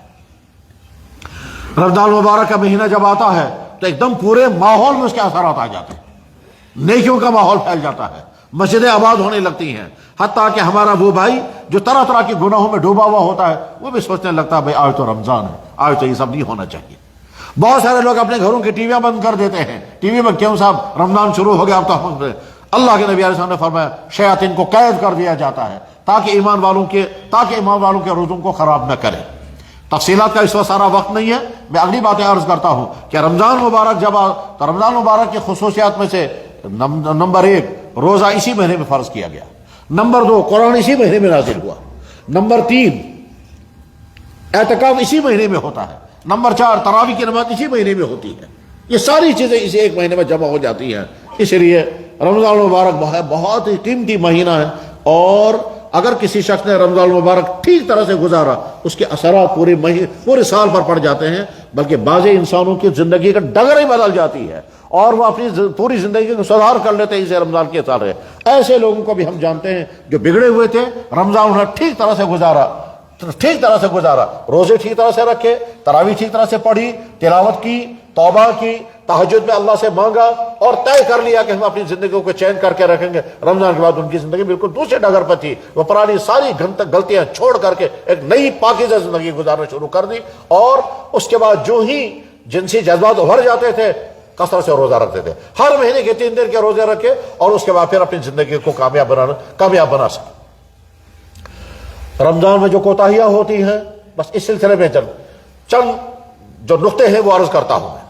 پہلی کوتاہی، بے شمار لوگ بغیر کسی عذر کے روزے چھوڑ دیتے ہیں. یہ بدترین جرم ہے، انتہائی بدترین جرم ہے. اور ان کو سمجھ لینا چاہیے کہ اگر تم اپنی پیٹ کی آگ بجھانے کے لیے اللہ کا حکم ماننے کے لیے تیار نہیں ہو تو تیار رہو اس بات کے لیے کہ اللہ تعالیٰ تمہارا کھانا پینا ہی بند کرا دے گا. یعنی ایسی بیماری آ جائیں گی تم کھانا بھی چاہو گے کھا نہیں سکو گے. میں ایسے بیمار کو جانتا ہوں کہ جو چاہتا ہے کھائے مگر نہیں کھا سکتا. کھان بھی بند، نمک بھی بند، گوشت بھی بند، دالیں بھی بند. کیوں؟ کولیسٹرول ہو گیا، یہ ہو گیا، ساری بیماریاں جمع ہو گئی، ہر چیز بند کر دی گئی. اب وہ دیکھتا رہتا ہے، یہ بھی کھاتا مگر نہیں کھا سکتا، وہ بھی کھاتا. تو جواب آئے گا، جب اللہ نے کہا تھا روزہ رکھو تو رکھنے کو تیار نہیں ہوئے، اب تم کو ایسے حالات میں ڈال دیا گیا کہ تم کھانا بھی چاہتے ہو، موجود ہے کھانا مگر نہیں کھانے دے گا. یاد رکھنا چاہیے بندہ نہیں کھا پاتا. بہت کم لوگ ایسے ہیں جن کے پاس نہیں ہوتا، نہیں کھا پاتے. آج کے زمانے میں بے شمار لوگ وہ ہیں جن کے پاس ہے مگر نہیں کھا سکتے. میرے پاس ایک صاحب آئے روتے ہوئے، انہوں نے کہا کہ لگے جناب میرے ابا جان وہ تھے کشمیری، انہوں نے کہا ڈبل وازوان کھاتے تھے. میں نے کہا وہ کیا ہوتا ہے ڈبل وازوان؟ کہنے لگا جب وازوان بیٹھ کر کے کھایا، جب لوگ اٹھ کے چلے گئے دوسرے لوگ بیٹھے ان کے ساتھ پھر بیٹھ جاتا تھا اور پھر دوبارہ کھاتا تھا. میں نے کہا اچھا پھر؟ کہنے لگا شام تک ہضم کر کے شام کو پھر کھانا کھاتا تھا. میں نے کہا اب کیا معاملہ ہے؟ کہنے لگا اب صورتحال یہ ہے گلے میں کینسر ہے، گلا جام ہو چکا ہے، پانی کا قطرہ بھی نیچے نہیں اتر رہا ہے. تو وہ بھائی جو بغیر کسی عذر کے، بغیر کسی پریشانی کے روزہ چھوڑے ہوئے ہیں، ٹھیک ہے، نہ جانے کہ کس موقع پر ان کو کیا سزا لگے گی، وہ تو بدترین جرم ہے. اس میں کچھ لوگ وہ بھی ہیں کہ جو رمضان میں روزہ بھی نہیں رکھیں گے اور کھلم کھلا رمضان کی توہینیں کریں گے. سب کے سامنے سگریٹیں پئیں گے، دفتروں میں سب کے سامنے پانی چائے منگوائیں گے، اپنے چپراسوں سے کہیں گے ہمارے لیے کھانے پینے کا انتظام کرو، اور چپراسوں سے کھانے پکوائیں گے. اور مسلمان ہونے کے باوجود یاد رکھنا چاہیے ہم نے تاریخ میں پڑھا ہے کہ غیر مسلم لوگ بھی مسلمان کو کہتے تھے بھائی آج رمضان ہے میں تمہارے سامنے کھانا نہیں کھاؤں گا.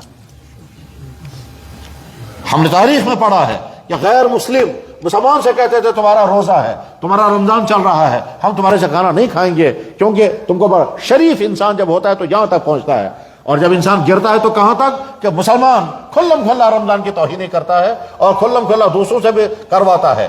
تو گھروں میں، دفتروں میں جو لوگ خود روزہ رکھتے ہیں اور کھلم کھلا رمضان کے احترام کا عالم یہ ہے کہ وہ ہماری بہنیں جن کو روزہ شریعت نے معاف کر دیا یا مؤخر کرنے کی اجازت دی، مثلا پریگننٹ عورت ہے یا دودھ پلا رہی ہے یا مینسز میں کوئی خاتون ہے اور وہ روزہ نہیں رکھے گی کیونکہ اسلام نے اس کو اجازت دی ہے، اس کو بھی حکم ہے کہ سب کے سامنے کھانا مت، سب کے سامنے کھانا پینا نہیں ہونا چاہیے، وہ چھپ کر کے کھائے گی. کیونکہ اگر مجھے کنسیشن ہے تو کنسیشن ہونے کا معنی یہ تھوڑی ہے کہ اعلان میں سب کے سامنے بیٹھ کر کے کھاؤں گی، وہ توہین رمضان کا کیس بن جائے گا.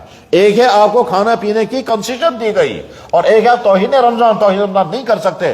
بلکہ شریف مسلمان گھر والے جو ہیں وہ اپنے چھوٹے بچوں سے کہتے ہیں بیٹا ہمارا رمضان شروع ہو گیا، آپ سکول جا رہے ہیں، اب آپ ٹفن ساتھ نہیں لے جائیں گے، آپ کو کھانا ساتھ نہیں ہوگا کیونکہ ہمارا رمضان آ گیا، رمضان میں دن میں نہیں کھانا ہوتا ہے، بیٹا آپ صبح سویرے کھا کر کے جاؤ، اور آپ کا روزہ ہے، جب آپ کو بھوک لگے گی دوپہر کا آپ کا افطار ہو جائے گا. یعنی مائنڈ سیٹ ان کا بچپن سے ہی بناتا ہے روزہ رکھنے کا.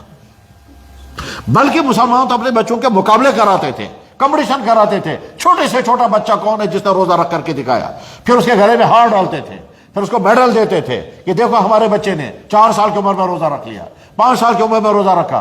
پھر خاندان والوں کو جمع کرتے تھے کہ ہمارا بچہ جو ہے یہ اس نے پہلا روزہ آج زندگی کا رکھا ہے، یہ 5.5 سال کی عمر کا ہے پہلا روزہ. پھر خاندان والے اس کو، جیسے آج سال گرہ منا منا کر کے اور کیک کاٹ کر کے انگریزوں کے نکالے کر کے خوشیاں مناتے تھے. مسلمان ان چیزوں پر فخر کرتے تھے اور ان چیزوں کا کمپٹیشن کرتے تھے. آج ہمارے بچے کی بسم اللہ ہے، سارے خاندان والوں کو جمع کریں گے، بڑے اہتمام کے ساتھ مولانا آئیں گے اور بچے کو بٹھا کر کے بسم اللہ الرحمن الرحیم پڑھائیں گے اور کلمہ پڑھائیں گے کہ آج ہمارا بچہ جو ہے اس نے بسم اللہ شروع کر دی. اسی طرح سے جب بچے نے قرآن ختم کیا، سارے خاندان کے لوگوں کو جمع کریں گے، آج ہمارے بچے نے ختم قرآن کیا. اسی طرح سے بچے نے جب پہلا روزہ رکھا تو خاندان کے لوگوں کو جمع کریں گے اور مسجدوں میں آ کر کے. مغل زمانے میں دلی کی جامع مسجد میں دوڑ لگتی تھی اور بچوں کو لالا کا لائن سے بٹھاتے تھے. آج ایک بچے کو لایا جا رہا ہے کہ لگے صاحب اس بچے نے پہلا روزہ رکھا، اور شاہی امام ہوا کرتے تھے اور کبھی کبھی مغل بادشاہ آ کر کے اس میں شرکت کیا کرتے تھے. یہ تاریخی کتابوں میں لکھا ہوا ہے. تو غرض یہ کہ رمضان کی توہین نہیں کر سکتے.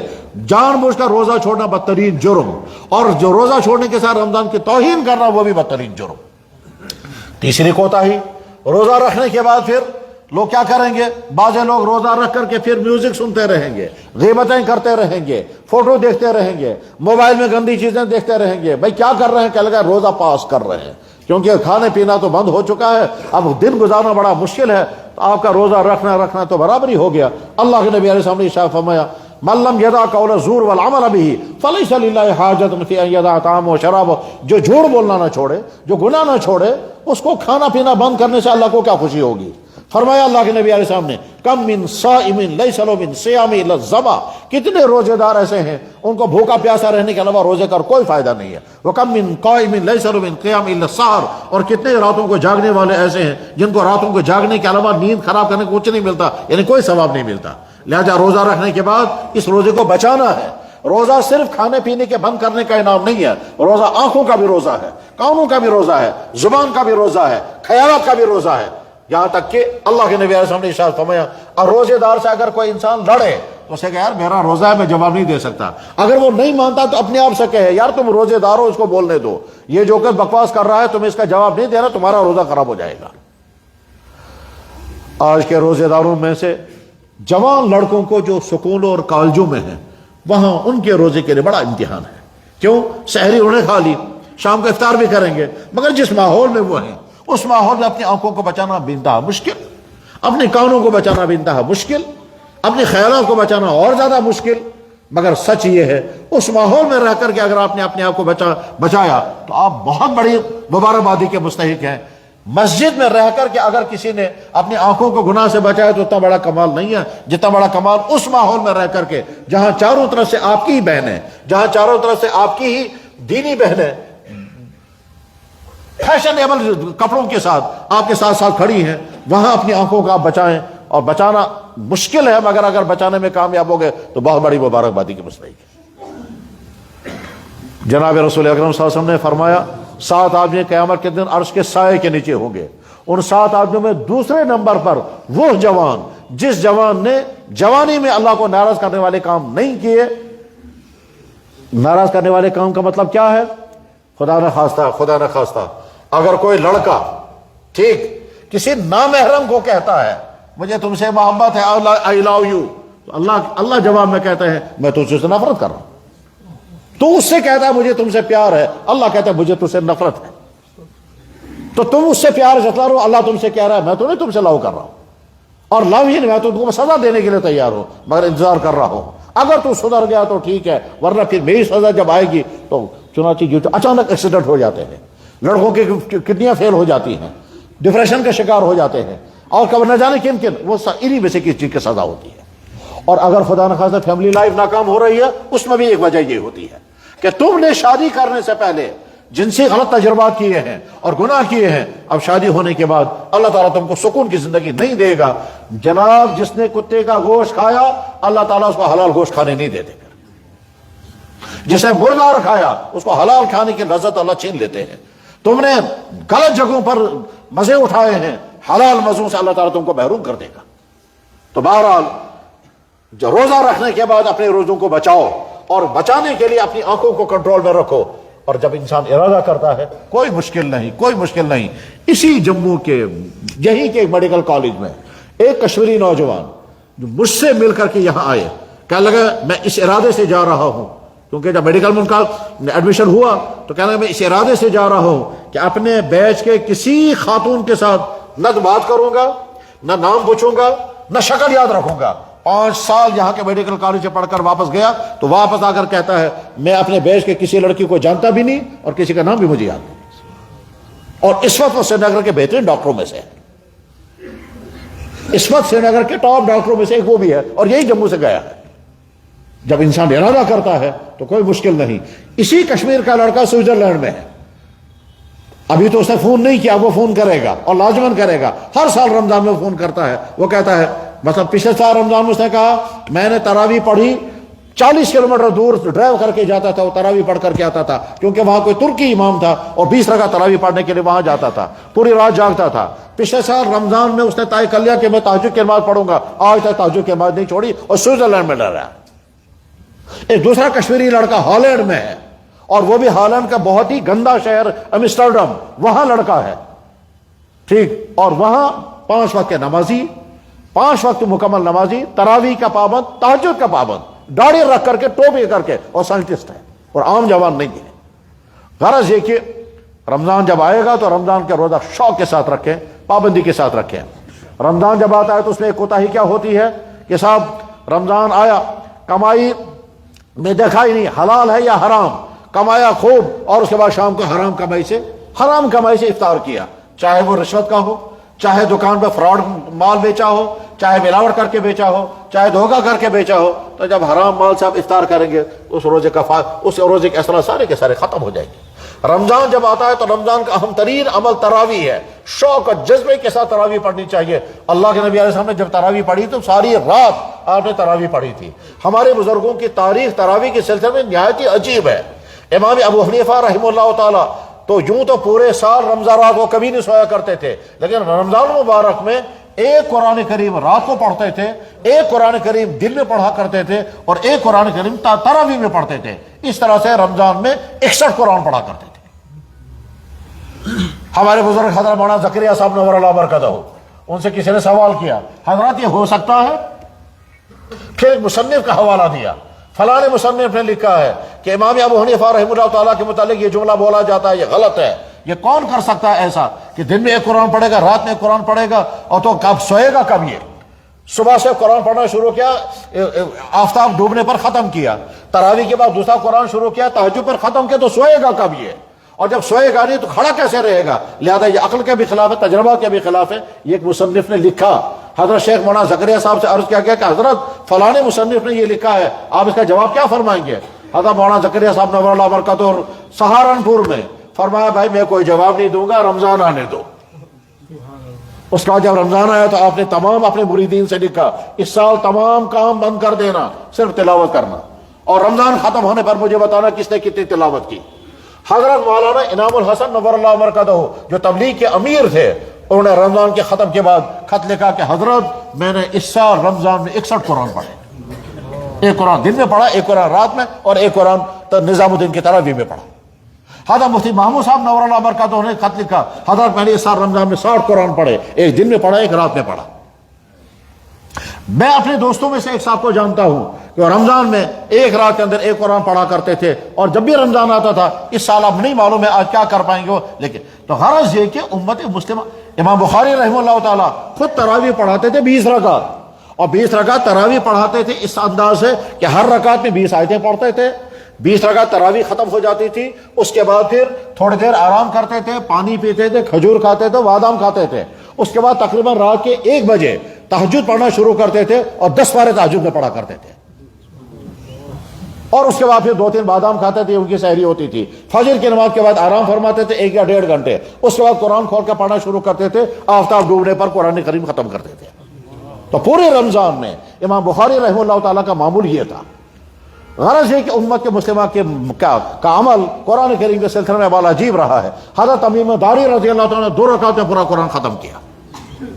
امام ابو حنیفہ رحمہ اللہ تعالیٰ رمضان میں رات بھر جاگتے تھے اور 2 رکعت میں قرآن کریم ختم کیا۔ ہمارے بزرگوں میں سے بھی بعض شخصیات ایسی گزری ہیں۔ حضرت مولانا انعام الحسن صاحب نور اللہ برکاتہ کے صاحبزادے تھے حضرت مولانا زبیر الحسن، انہوں نے 2 رکعت میں قرآن کریم ختم کیا ہے، اور مقتدی حضرت مولانا انعام الحسن صاحب تھے۔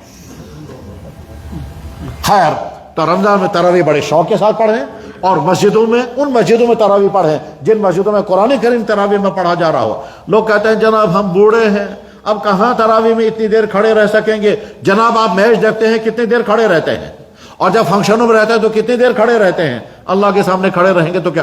اچھا عجیب بات یہ ہے، بعض لوگ کہیں گے ہم تراویح نہیں پڑھیں گے تو گھروں میں بیٹھ کر کیا کریں گے؟ ٹی وی دیکھیں گے، چائے پیئیں گے، بیکار گفتگو میں مشغول رہیں گے، 10-11 بجے تک جاگتے رہیں گے۔ یعنی آپ کے سامنے آپشن دو ہے، یا تو یہ ٹائم آپ اللہ کو دے دو اور اللہ کے سامنے کھڑے ہو جاؤ، اور یہ ٹائم گھروں میں بیکار وقت گزاری میں کرو۔ بہرحال تراویح کا بڑا اہتمام کیا جانا چاہیے رمضان مبارک میں۔ رمضان مبارک اہم ترین عمل ہے اعتکاف، اور رمضان مبارک ایک اہم ترین عمل بعد میں آتا ہے صدقہ فطر ادائیگی۔ اس طرح سے میں نے عرض کیا تھا کہ میں رمضان، اس کی فضیلت، اس کا فلسفہ، اس کے فائدے اور رمضان کے متعلق کچھ دیگر تفصیلات۔ اب ایک اور اہم ترین موضوع جو رمضان سے متعلق ہے وہ یہ ہے کہ رمضان میں جو مسائل پیش آتے ہیں ان مسائل کو کسی مستند مفتی سے پوچھنا چاہیے۔ مثلا بیماروں کو طرح طرح کے مسائل پیش آئیں گے، رمضان کے روزے کی حالت میں انجیکشن کر سکتے ہیں یا نہیں، رمضان روزے کی حالت میں گلوکوز لے سکتے ہیں یا نہیں، رمضان روزے کی حالت میں انسولین لے سکتے ہیں یا نہیں، روزے کی حالت میں جن بیماروں کو ہر تھوڑی دیر کے بعد کھانا لینا ہے جیسے ڈائبٹیز، ان کو ہر تھوڑی دیر کے بعد کھانا لینا ان کو، یا جن بیماروں کو معدے کی تکلیفیں اور ڈاکٹر کہتا ہے کہ آپ روزہ نہیں رکھ سکتے، اس میں یہ دیکھنا ہوگا کہ کون سا ڈاکٹر کہے گا تو بات مانی جائے گی۔ کیا ہر ڈاکٹر کے بات ماننا لازم ہے؟ اسلامی اصولوں کے مطابق ہر ڈاکٹر کی بات نہیں مان سکتے۔ ڈاکٹر کے اندر 3 شرطیں ہوں گی، تب وہ جب وہ کہے گا روزہ چھوڑ دے تب یہ بات ماننی ہوگی۔ ہر ڈاکٹر کی بات پر روزہ نہیں چھوڑ سکتے۔ وہ 3 شرطیں، نمبر 1 ڈاکٹر مسلمان ہو، دیندار ہو اور ماہر ہو۔ جب یہ 3 شرطیں پائی جائیں گی تب اس ڈاکٹر کے کہنے پر شریعت کے احکام بدل جاتے ہیں۔ مثلا ڈاکٹر کہتا ہے آپ کی بیوی پریگننٹ ہے، آپ کو ابارشن کرنا ہوگا، تو پہلے ڈاکٹر کو شریعت میٹر لگاتی ہے، اگر یہ دیندار ہے اور مسلمان ہے اور ماہر ہے تب اس کی بات مانی جائے گی۔ ان 3 شرطوں میں سے ایک شرط بھی اگر کم ہو جائے گی اس ڈاکٹر کے بعد شریعت نہیں مانتی ہے۔ شریعت بات ماننے کے لیے پہلے یہ دیکھتی ہے کہ اگلا بولنے والا قابل اعتماد ہے یا نہیں، اور بولنے والا قابل اعتماد تب بنے گا جب یہ 3 کنڈیشنیں 3 شرطیں اس کے اندر پائی جائیں گی، تب اس کی بات مانی جائے گی۔ تو بیماروں کو کون کون سی چیزیں کرنی ہے یہ الگ سے پوچھنا ہوتا ہے، اور علماء وقفے وقفے سے ان کو بیان بھی کر دیتے ہیں۔ شارٹ میں اتنا سمجھ لیجئے، انجیکشن لگانے سے روزہ نہیں ٹوٹتا، گلوکوز چڑھانے سے روزہ نہیں ٹوٹتا، چاہے انجیکشن وین کے اندر کیا جائے چاہے گوشت کے اندر کیا جائے تو اس سے روزہ نہیں ٹوٹتا، طاقت کا انجیکشن کرنے سے بھی روزہ نہیں ٹوٹتا، لیکن پین کلر کے انجیکشن یا اس طرح کی بیماریوں کے جو انجیکشن ہیں وہ تو دن میں، لیکن طاقت کے انجیکشن آپ دن میں نہیں، آپ روزہ افطار کرنے کے بعد لگا سکتے ہیں، اس میں کوئی مشکل نہیں۔ اسی طرح سے جو اگر آپ کو گلوکوز چڑھانا ہے وہ گلوکوز آپ ایوائڈ کر سکتے ہیں، لیکن اگر امیڈیٹلی گلوکوز لگانے کی مجبوری ہے اور مریض کو خطرہ ہے اس وقت اگر گلوکوز چڑھایا گیا تو اس کی وجہ سے روزہ نہیں ٹوٹتا۔ سرما لگانے سے روزہ نہیں ٹوٹتا، مسواک کرنے سے روزہ نہیں ٹوٹتا، پیسٹ کرنے سے روزہ مکروہ ہو جاتا ہے۔ لوگ افطاری کرنے کے بعد سو جاتے ہیں، سونے کے بعد جب اٹھتے ہیں تو منہ کا ذائقہ بگڑا ہوا ہوتا ہے، اس وقت جی چاہتا ہے کہ پیسٹ کریں۔ اب پیسٹ کرنے کے بجائے آپ کو مسواک کر لینا چاہیے، مسواک سے آپ کا ذائقہ صحیح ہو جائے گا۔ پیسٹ اگر کریں گے روزہ ٹوٹے گا تو نہیں، لیکن روزہ مکروہ ضرور ہو جاتا ہے۔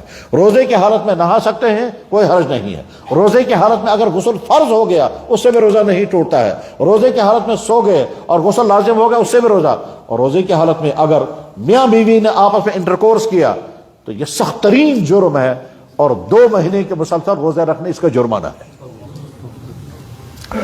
جناب رسول اکرم صلی اللہ علیہ وسلم کی خدمت پہ صحابی حاضر ہوئے، انہیں عرض کیا یا رسول اللہ ہلک تو میں برباد ہو گیا۔ آپ نے فرمایا ماذا وقع، کیا بات ہو گئی؟ کہا وقعت علی امراتی فی رمضان، کہ میں اپنی بیوی سے ملاقات کر گیا رمضان کی حالت میں، انہیں پرائیویٹ ملاقات۔ تو آپ نے فرمایا علیک صوم شہرین، 2 مہینے کے مسلسل روزے تم پر لازم۔ اسی لیے کہا جاتا ہے کہ میاں بیوی کو چاہیے کہ وہ بالکل رمضان کے مہینے میں الگ الگ سوئیں، کیونکہ قریب لیٹیں گے اور قریب لیٹنے کے بعد ہو سکتا ہے نفس قابو میں نہ رہے اور غلطی ہو جائے، خاص طور پر جو نئی شادی شدہ جوڑے ہوتے ہیں۔ بڑھاپے میں تو امید ہے کہ شاید یہ غلطی نہ ہو، لیکن جوانی کی زندگی میں جو نئی شادیاں ہوئی ہوتی ہیں ان دنوں میں خطرہ رہتا ہے اس بات کا کہ انسان اپنے آپ پر قابو نہ رکھ سکے، اور نہیں رکھ سکے گا تو اس کے بعد پھر اس غلطی میں مبتلا ہو جائے گا۔ تقریباً ہر سال مفتیوں کے سامنے اس طرح کا مسئلہ آتا ہے، اور پوچھنے والا پوچھتا ہے کہ جناب قابو نہیں رکھ سکا اور رمضان میں سحری کھانے کے بعد ہم ایک ساتھ لیٹے رہے اور وہاں یہ غلطی ہو گیا، کیا حکم ہے؟ ہم کہتے ہیں مرد پر بھی 2 مہینے کے لگاتار روزے اور عورت پہ بھی لگاتار 2 مہینے۔ عورت کہتی جناب میرا کیا قصور ہے؟ تو جواب آئے گا آپ کو منع کرنے کا حق تھا، جب آپ نے بھی اس کے مرضی کا ساتھ دیا تو آپ کو بھی 2 مہینے کے لگاتار روزے رکھنے ہوں گے اور مرد کو بھی 2 مہینے کے لگاتار روزے رکھنے ہوں گے۔ اب اگر وہ کہے گا جناب میں 2 مہینے کے روزہ نہیں رکھ سکوں گا، تب دیکھا جائے گا اس کو دوسرا کون سا حل ہے، لیکن فی الحال حکم تو یہی ہے 2 مہینے کے لگاتار روزے رکھنے لازم ہے۔ میرے بھائیوں، اس طرح سے رمضان کی فضیلت، رمضان کے مسائل، رمضان کی حکمتیں اور روزوں کے فوائد، اور اس سلسلے میں جو ضروری باتیں وہ آ گئی۔ اگلا میں نے موضوع عرض کیا تھا کہ بے شمار مسلمان جو ہیں وہ رمضان میں زکوٰۃ دینے کا پلان بناتے ہیں، بہت اچھی بات ہے۔ پہلی بات یہ ہے کہ زکوٰۃ کا تعلق رمضان سے نہیں ہے، زکوٰۃ کا تعلق انسان کے مالی حالت سے ہے۔ ایسا ہو سکتا ہے کہ ہم پر زکوٰۃ فرض ہوئی اور رمضان تھا ہی نہیں۔ زکوٰۃ کب فرض ہوگی اس کے لیے کسی انسان کے پاس کوئی متعینہ وقت نہیں ہے۔ یہ 2 چیزیں ایسی ہیں جو انسان کے اپنے کنٹرول میں نہیں ہے، اور وہ دونوں چیزیں انسان کے سسٹم کو چینج کر دیتی ہے۔ بالغ کب ہوگا یہ انسان کے اپنے اختیار میں نہیں ہے، لیکن جس دن بالغ ہو جائے گا اس دن اس انسان کے سارے احکام بدل جائیں گے۔ جب تک یہ بچہ نابالغ ہے تب تک اس کی حالت کچھ اور ہے، اور جس دن یہ بالغ ہو جائے گا اس دن اس کے مسائل بدل جائیں گے۔ مثلا مان لیجئے ایک لڑکا نابالغ ہے اور آج مغرب کی نماز اس نے نہیں پڑھی ہے، ٹھیک ہے، تو مغرب کی نماز اس نے نہیں پڑھی، کوئی جرم نہیں۔ عشاء کے بعد اس نے نماز نہیں پڑھی، ابھی کوئی جرم نہیں کیونکہ یہ نابالغ ہے۔ رات کو 10 بجے سو گیا، بالفرض رات کے 1 بجے یا 2 بجے اس کو پہلی مرتبہ وہ واقعہ پیش آ گیا جس واقعے کے پیش آنے کے نتیجے میں غسل فرض ہو جاتا ہے، یعنی پہلی مرتبہ زندگی میں اس کو نائٹ فال ہو گیا، پہلی مرتبہ اس کو ڈسچارج ہو گیا، یا پہلی مرتبہ عام زبان میں ہم کہیں گے احتلام ہو گیا، تو عشاء کی نماز میں فرض ہو گئی۔ مغرب کی نماز آپ نے چھوڑی تھی کوئی گناہ نہیں، عشاء کی نماز آپ فرض ہوگی کیونکہ رات کا 1 بج رہا ہے اور رات کے 1 بجے عشاء کی نماز کا وقت ہے۔ اگر آپ کی ذمہ داریاں فوراً کھڑے ہو جاؤ، غسل کرو، عشاء کی نماز پڑھو۔ اگر عشاء کی نماز تم نے نہیں پڑھی تو صبح تم اس حال میں بیدار ہو جاؤ گے کہ زندگی کی پہلی فرض نماز تم نے چھوڑ دی ہے۔ سیم یہی حکم ہے لڑکی کا بھی کہ لڑکی ابھی نابالغ ہے، عشاء کی نماز، مغرب کی نماز کے وقت وہ نابالغ تھی، عشاء کی نماز بھی نہیں پڑھی، مغرب کی نماز پڑھی، وہ سو گئی، اتفاق سے رات کے 12 بجے پہلا مینسس کا قطرہ آ گیا تو شریعت کہے کہ آپ بالغ ہو گئی، عشاء کی نماز آپ پر فرض ہو گئی، آپ اٹھو اور غسل کرو اور غسل کے بعد عشاء کی نماز پڑھو۔ وہ کہتی جناب پہلی مرتبہ مجھے کچھ خون کے قطرے آ گئے، جیسے مرد کہے گا جناب پہلی مرتبہ میری پیشاب کے راستے سے کوئی لکوڈ قطرہ نکل گیا اور وہ بہت سختی کے ساتھ نکل گیا اور اس میں تھوڑا سا ٹیسٹ میں مجھے آ گیا اور وہ قطرہ جو ہے وہ عجیب قسم کا قطرہ ہے، مجھے نہیں معلوم یہ کیا قطرہ تھا۔ غرض یہ کہ پہلی مرتبہ احتلام جو ہے اس جو کیفیت اس پر طاری ہوگی، اسی طرح سے خاتون کو جب پہلی مرتبہ مینسس آئے گا وہ چند قطرے ہوں گے، شاید چند قطرے ہوں گے۔ اب چند قطرے آنے کے بعد یہ لڑکی بالغ ہو گئی، اسی وقت اس کو اٹھنا ہے، غسل کرنا ہے، عشاء کی نماز۔ اگر اس نے عشاء کی نماز نہیں پڑھی تو کل صبح جب یہ اٹھے گی اس حال میں اٹھے گی کہ زندگی کی پہلی فرض نماز تم نے ضائع کر دی ہے۔ تو بالغ کب ہوگا انسان اس کو کچھ نہیں، لیکن تیار رہنا ہے، کسی موقع میں بالغ ہو سکتا ہوں، اور جو ہی میں بالغ ہو جاؤں گا تو میرے پاس ٹھیک اسی طرح سے زکوٰۃ کا فرض ہو جائے گی، ذہن تیار رہنا ہے۔ کچھ نہیں معلوم ہے زکوٰۃ کون سے مہینے میں آپ پر فرض ہو جائے گی۔ فرض کیجئے ایک لڑکا ہے وہ کالج پڑھ رہا ہے، ماں باپ کالج میں یا مدرسے میں پڑھ رہا ہے، والدین کے خرچوں سے اس کی زندگی چل رہی ہے، بچہ مدرسے میں حفظ کر رہا ہے یا عالم بن رہا ہے، والدین اس کے خرچے اٹھا رہے ہیں، یا بچہ سکول یا کالج میں پڑھ رہا ہے، والدین اس کے خرچے اٹھا رہے ہیں۔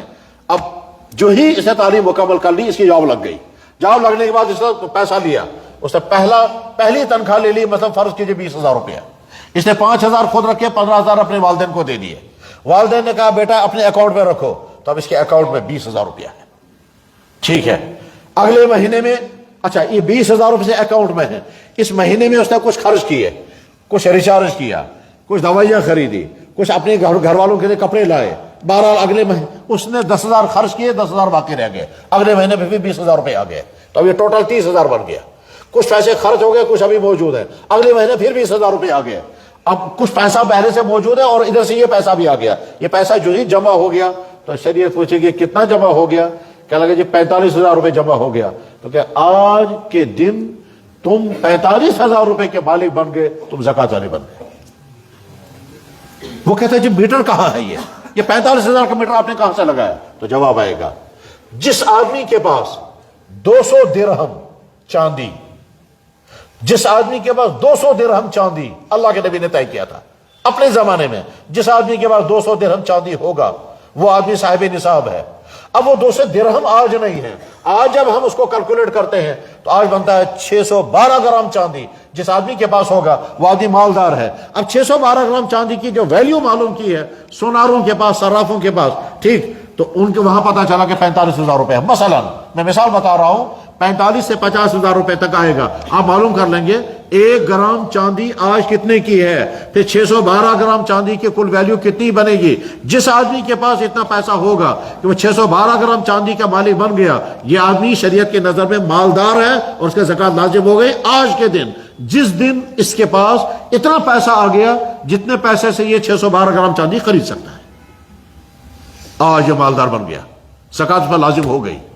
اب شریعت کہتی ہے پورے سال تک تم انتظار کرتے رہو، آمدنی آ رہی ہے، خرچ ہو رہی ہے، آمدنی آ رہی ہے، خرچ ہو رہی ہے، اگلا سال یہی تاریخ دیکھ لینا، اس تاریخ کو اگلے سال تم چیک کر کے دیکھنا کتنا پیسہ تمہارے پاس موجود ہے۔ اگر 45,000 روپے سے زیادہ ہوگا تو زکوٰۃ دینی پڑے گی، 45,000 سے کم ہوگا تو زکوٰۃ نہیں دینی پڑے گی، اور زیادہ جتنا ہوگا اس پورے کا بھی اور اس کی بھی زکوٰۃ دینی پڑے گی 2.5%۔ دراصل مسلمان کو اچھی طرح سے سمجھنا ہوگا کہ مجھ پر زکوٰۃ کیسے فرض ہو جاتی ہے، جیسے مسلمان کو اچھی طرح سے سیکھنا ہوگا وضو کیسے کرنا ہے، جب مسلمان کو اچھی طرح سے سیکھنا ہوگا کہ نماز کیسے پڑھنی ہے، اسی طرح سے مسلمان کو اچھی طرح سے سیکھنا ہوگا کہ مجھ پر زکوٰۃ کیسے لازم ہوتی ہے۔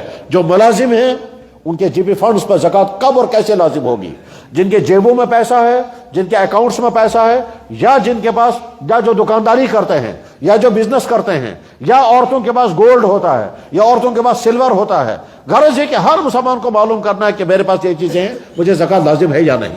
اس سلسلے میں جو ضابطہ ہے وہ ضابطہ میں اختصار کے ساتھ عرض کرتا ہوں کہ جناب، بستروں پر زکوٰۃ نہیں ہے، کپڑوں پر زکوٰۃ نہیں ہے، گھر کے استعمالی چیزوں پر زکوٰۃ نہیں ہے، مکان پر زکوٰۃ نہیں ہے، آپ کی یوزنگ گاڑیوں پر زکوٰۃ نہیں ہے، گھر کے اندر فریج ہے، واشنگ مشین ہے، ان پر زکوٰۃیں نہیں ہے، آپ کے موبائل بہت قیمتی ہیں، ان پر بھی زکوٰۃیں نہیں ہے۔ زکوٰۃ صرف 4 چیزوں پر ہوتی ہے: سونے پر، چاندی پر، کرنسی پر، تجارتی مال پر۔ تجارتی مال جو آپ کی دکان میں مال ہے، ان 4 چیزوں پر زکوٰۃ ہے۔ نمبر 5 جانوروں پر، یہ تو جانور والوں کا کیس الگ ہے۔ بھیڑ بکری پالنے والوں کو سیکھنا ہوگا کہ کتنی بھیڑ بکریوں پر کتنی زکوٰۃ دینی ہوگی۔ گھوڑے والوں کو پوچھنا ہوگا کتنے گھوڑوں پر زکوٰۃ لازم ہوتی ہے یا نہیں، اور گائے اور بھینس والوں کو پوچھنا ہوگا کتنی گائے اور بھینسوں میں زکوٰۃ لازم ہوتی ہے۔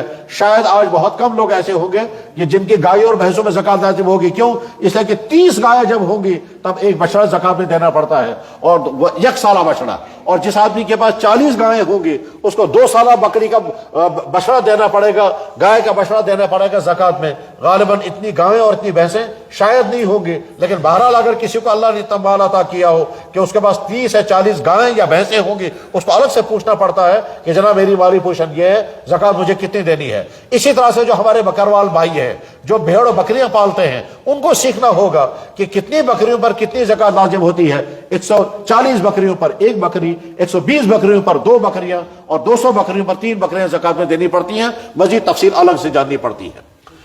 زمینوں کا کاروبار کرنے والے جو لوگ ہیں، زمینیں خریدتے اور بیچتے ہیں، تو جب انسان نے زمین خریدی، زمین خریدتے وقت نیت طے کرنی ہے کہ آپ کس لیے زمین خریدیں۔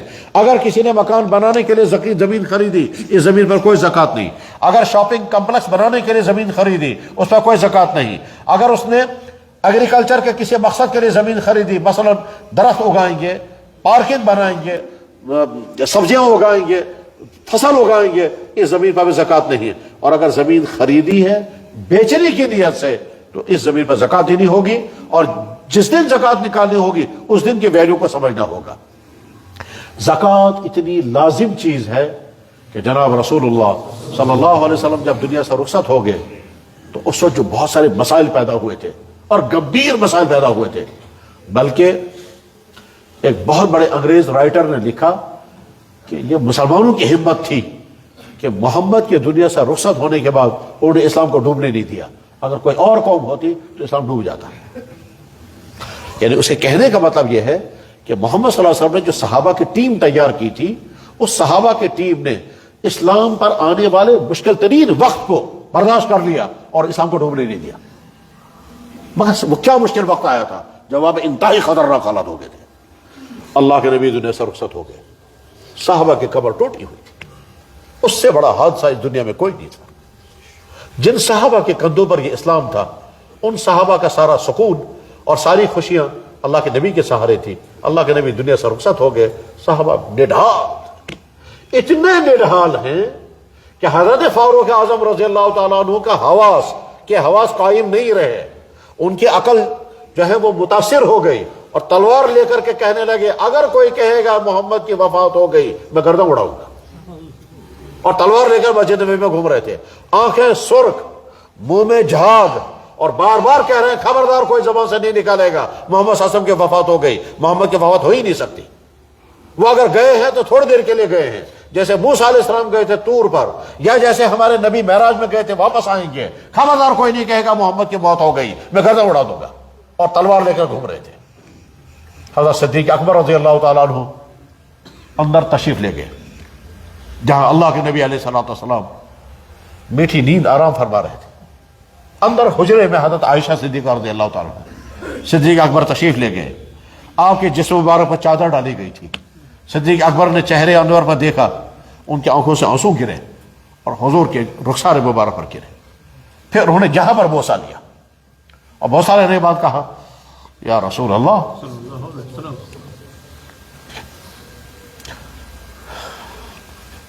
بوسہ لیا, پھر کہا یا رسول اللہ موت کا پیالہ آپ نے پی لیا, دوبارہ اللہ تعالیٰ آپ کو موت تو نہیں دے گا. اور یہ کہہ کر باہر آئے, اور باہر آنے کے بعد پھر لوگوں کو جمع کرنا شروع کیا. حضرت عمر سے کہا بات سنو, حضرت عمر کو سننے کو تیار نہیں. صدیق اکبر ممبر پر بیٹھے اور بیٹھنے کے بعد کہا من کان یعبد محمدا فإن محمدا قد مات. اچھی طرح سے سنو, جو محمد صلی اللہ علیہ وسلم کی عبادت کرتا تھا محمد صلی اللہ علیہ وسلم دنیا سے رخصت ہو چکے. ومن کان یعبد اللہ فإن اللہ حی لا یموت, اور جو اللہ کی عبادت کرتا تھا وہ سنے اللہ زندہ اور قائم ہے. حضرت عمر پھر اس نے فوراً آیت پڑھی وما محمد الا رسول قد خلت من قبل الرسل. کہا, عمر بن خطاب کہتے ہیں جب میرے کانوں میں آواز آئی قرآن کی آیت تو میں سوچ میں پڑ گیا یا اللہ یہ تو قرآن کی آیت پہلے سے نازل شدہ موجود ہے. حضرت عمر کہتے ہیں میں کھڑا ٹک نہیں سکا, میں فوراً نیچے گر گیا. بخاری میں حدیث ہے, حضرت عمر کہتے ہیں میں کھڑا رہ نہیں پایا, میرے پاؤں میرا جسم سہار نہ پائے, میں دھڑام سے نیچے گر گیا.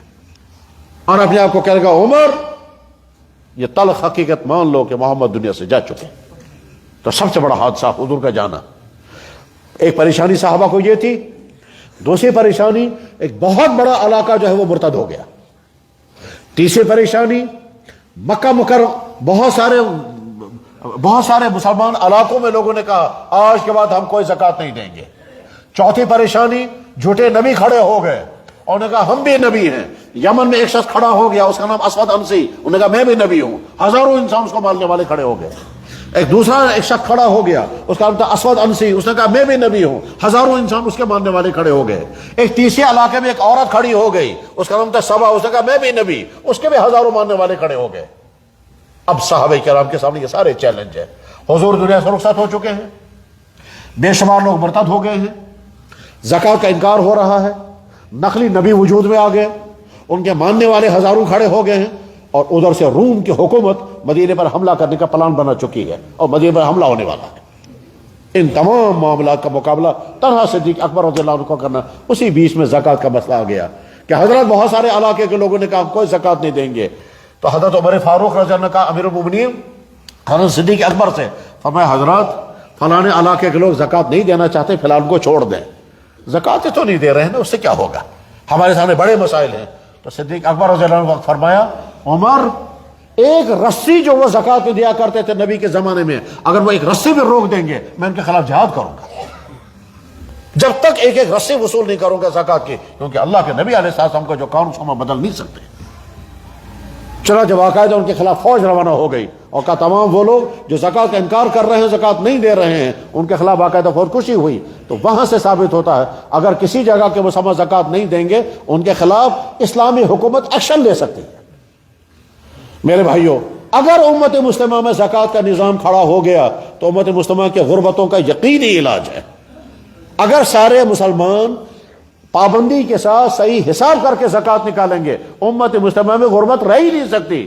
ثبوت اس کا کیا ہے کہ جناب رسول اکرم صلی اللہ علیہ وسلم جب دنیا سے رخصت ہو رہے تھے تو اس حال میں رخصت ہو گئے تھے، امت مسلمہ کی اکثریت غریب تھی، اور چونکہ حضور نے زکوٰۃ کا نظام دے دیا تھا، صدیق اکبر کے دور میں، فاروق اعظم کے دور میں زکوٰۃ کا سارا نظام اچھی طرح سے عملایا گیا، تو چند سالوں کے اندر مدینہ طیبہ میں ایک شخص بھی زکوٰۃ لینے والا باقی نہیں رہا، اور بعد میں تقسیم کرنے کے لیے ڈھونڈنا پڑتا تھا انسان کس کو جا کر کے زکوٰۃ۔ اگر امت مسلمہ زکوٰۃ پر کھڑی ہو جائے تو مالوں میں برکتیں ہوں گی، نقصانات سے حفاظت ہوگی، اور غریبوں کی مدد ہوگی، اور ہماری غربتوں کا خاتمہ ہو جائے گا۔ زکوٰۃ یقینی نظام ہے، کس چیز کا؟ غربت کے خاتمے کا۔ شرط یہ ہے کہ زکوٰۃ ٹھیک طرح سے ادا کی جائے، اور شرط یہ ہے کہ زکوٰۃ میں خرج برد نہ ہو۔ جیسے اوقاف کا نظام اسلام میں اتنا مستحکم نظام ہے کہ اگر اوقاف کا نظام ٹھیک طرح سے چلے گا تو مسلمانوں کے تمام رفاہی اور سماجی کام بڑی آسانی کے ساتھ انجام پائیں گے۔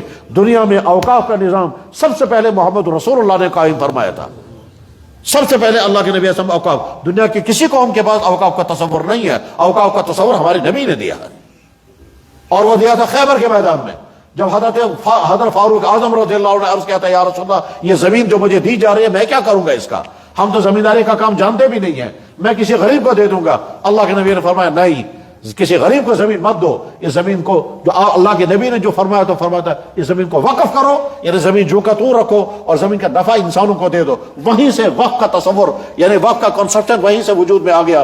تو اوقاف جو مسلمانوں کی بہت بڑی پراپرٹی ہوا کرتی ہے، اگر اوقاف کا نظام ٹھیک طرح سے چلنے لگے اور اوقاف کی طرح سے نبھائے جانے لگے، اور اوقاف کے منتظمین جو ہے وہ ٹھیک طرح سے اس کا انتظام چلائیں، جیسے مملکت اسلامیہ کے زمانے میں ہوا کرتا تھا، تو ہر جگہ کے لوگوں کے بے شمار مسائل حل ہو جائیں گے۔ ٹھیک اسی طرح سے اگر زکوٰۃ کا نظام مسلمانوں کے اندر ٹھیک طرح سے رائج ہو جائے تو یقین طور پر غربتوں کا خاتمہ ہوگا۔ رمضان شریف آنے والا ہے، بڑے شوق کے ساتھ رمضان کا استقبال کریں، پہلے سے تیاریاں کریں۔ اس سال ہمیں رمضان گزارنا ہے بہت اچھی طرح سے، روزے رکھیں گے، تلاوت کریں گے، تسبیحات کریں گے، تراویح پڑھیں گے، تو توبہ کریں گے، استغفار کریں گے، 24 گھنٹے کا شیڈول بنائیں گے، تہجد کی پابندی کریں گے، سحری کے لیے اٹھنا ہی ہے، سحری سے پہلے 15 منٹ اٹھیں، تہجد کی نماز پڑھیں، افطار کے بعد دعائیں کریں۔ پورا ماحول بدل جانا چاہیے، ہر مسجد کا ماحول نورانی ہو جانا چاہیے، جیسے مکہ مکرمہ مدینہ طیبہ کا ماحول ہے۔ اور واقعتاً یہی ہے کہ مکہ مکرمہ مدینہ طیبہ کا ماحول پورے عالم میں کوئی قوم تصور بھی نہیں کر سکتی اس کا، کہ لاکھوں انسان صرف 10 منٹ کے اندر لاکھوں انسان کھا بھی لیتے ہیں، پی بھی لیتے ہیں، اور کوئی گندگی نہیں ہوتی۔ عجوبہ ہے وہ، دنیا کے اگلے حیران ہو جاتی ہے کرتے کیا ہے یہ۔ لاکھوں انسان مسجد نبوی میں اور لاکھوں انسان کھانے کعبہ کے اندر صرف 10 منٹ کے اندر کھا بھی لیتے ہیں، پی بھی لیتے ہیں، اور نیچے کوئی گندگی نہیں ہوتی ہے۔ اس کے بعد جب دیکھتے ہیں تو نماز شروع ہو جاتی ہے، اور کس طرح سے وہاں لوگ شوق کے ساتھ کھلاتے ہیں۔ وہ نمونہ ہے کہ محمد صلی اللہ علیہ وسلم نے امت مسلمہ کا مزاج کیسا بنایا تھا۔ شوق سے کھلائیں گے، بڑے بڑے ارب پتی لوگ غریبوں کی آ کر کے پاؤں پکڑ کہتے ہیں میرے دسترخوان پر آ کر کے آپ کھائیے۔ شوق کے ساتھ لوگوں کو کھلانا کا مزاج بنانا چاہیے۔ آپ جب رمضان میں شوق کے ساتھ کھلائیں گے، آپ دیکھیں گے آپ کے گھروں میں برکتیں کتنی ہوگی، آپ دیکھیں گے آپ کو کتنی فرحت ہوگی اور کتنی خوشی ہوگی۔ ایسے بھی بھائی رمضان میں ہیں، وہ پورے سال کماتے ہیں اور رمضان میں لٹاتے ہیں اور کھلاتے ہیں۔ جناب والا خود کھا کر اتنے خوش نہیں ہوتے ہیں جتنا کھلا کر خوش ہوتے ہیں۔ کچھ لوگ رشوتوں کے دولتیں جمع کر کے خوش ہوتے ہیں اور اپنے لیے جہنم لیتے ہیں، اور کچھ لوگ بندوں کو کھلا کر کے خوش ہوتے ہیں اور اپنے جنت کماتے ہیں۔ یقین رکھیں، بندوں کو کھلا کر کے جو خوشی ہوگی وہ بندوں سے لوٹ کھسوٹ کر کے وہ خوشی نہیں مل سکتی ہے۔ وہ اوپر کی ظاہری خوشی تو ہے، اندر سے وہ زہر ہے۔ رمضان آ رہا ہے، شوق کے ساتھ رمضان گزاریں، یہی ہمارا استقبال رمضان ہوگا۔ اللہ کرے جو باتیں کہی گئی ہیں وہ کہنے والے کے لیے بھی اور سننے والے بھائیوں کے لیے بھی، اور جن تک یہ آوازیں پہنچے ان تمام کے لیے رمضان مبارک قبولیت کا ذریعہ بنے۔ روزے رکھے جائیں گے، اللہ تعالیٰ قبول فرمائیں، دعائیں کریں گے، اللہ تعالیٰ قبول فرمائیں، زکوٰۃ ادا کریں گے، اللہ تعالیٰ برکت عطا فرمائیں، اور امت مسلمہ کے ہر جگہ کے ہر مسئلے کو اللہ تعالیٰ حل فرمائیں۔ وآخر دعوانا ان الحمد للہ رب العالمین۔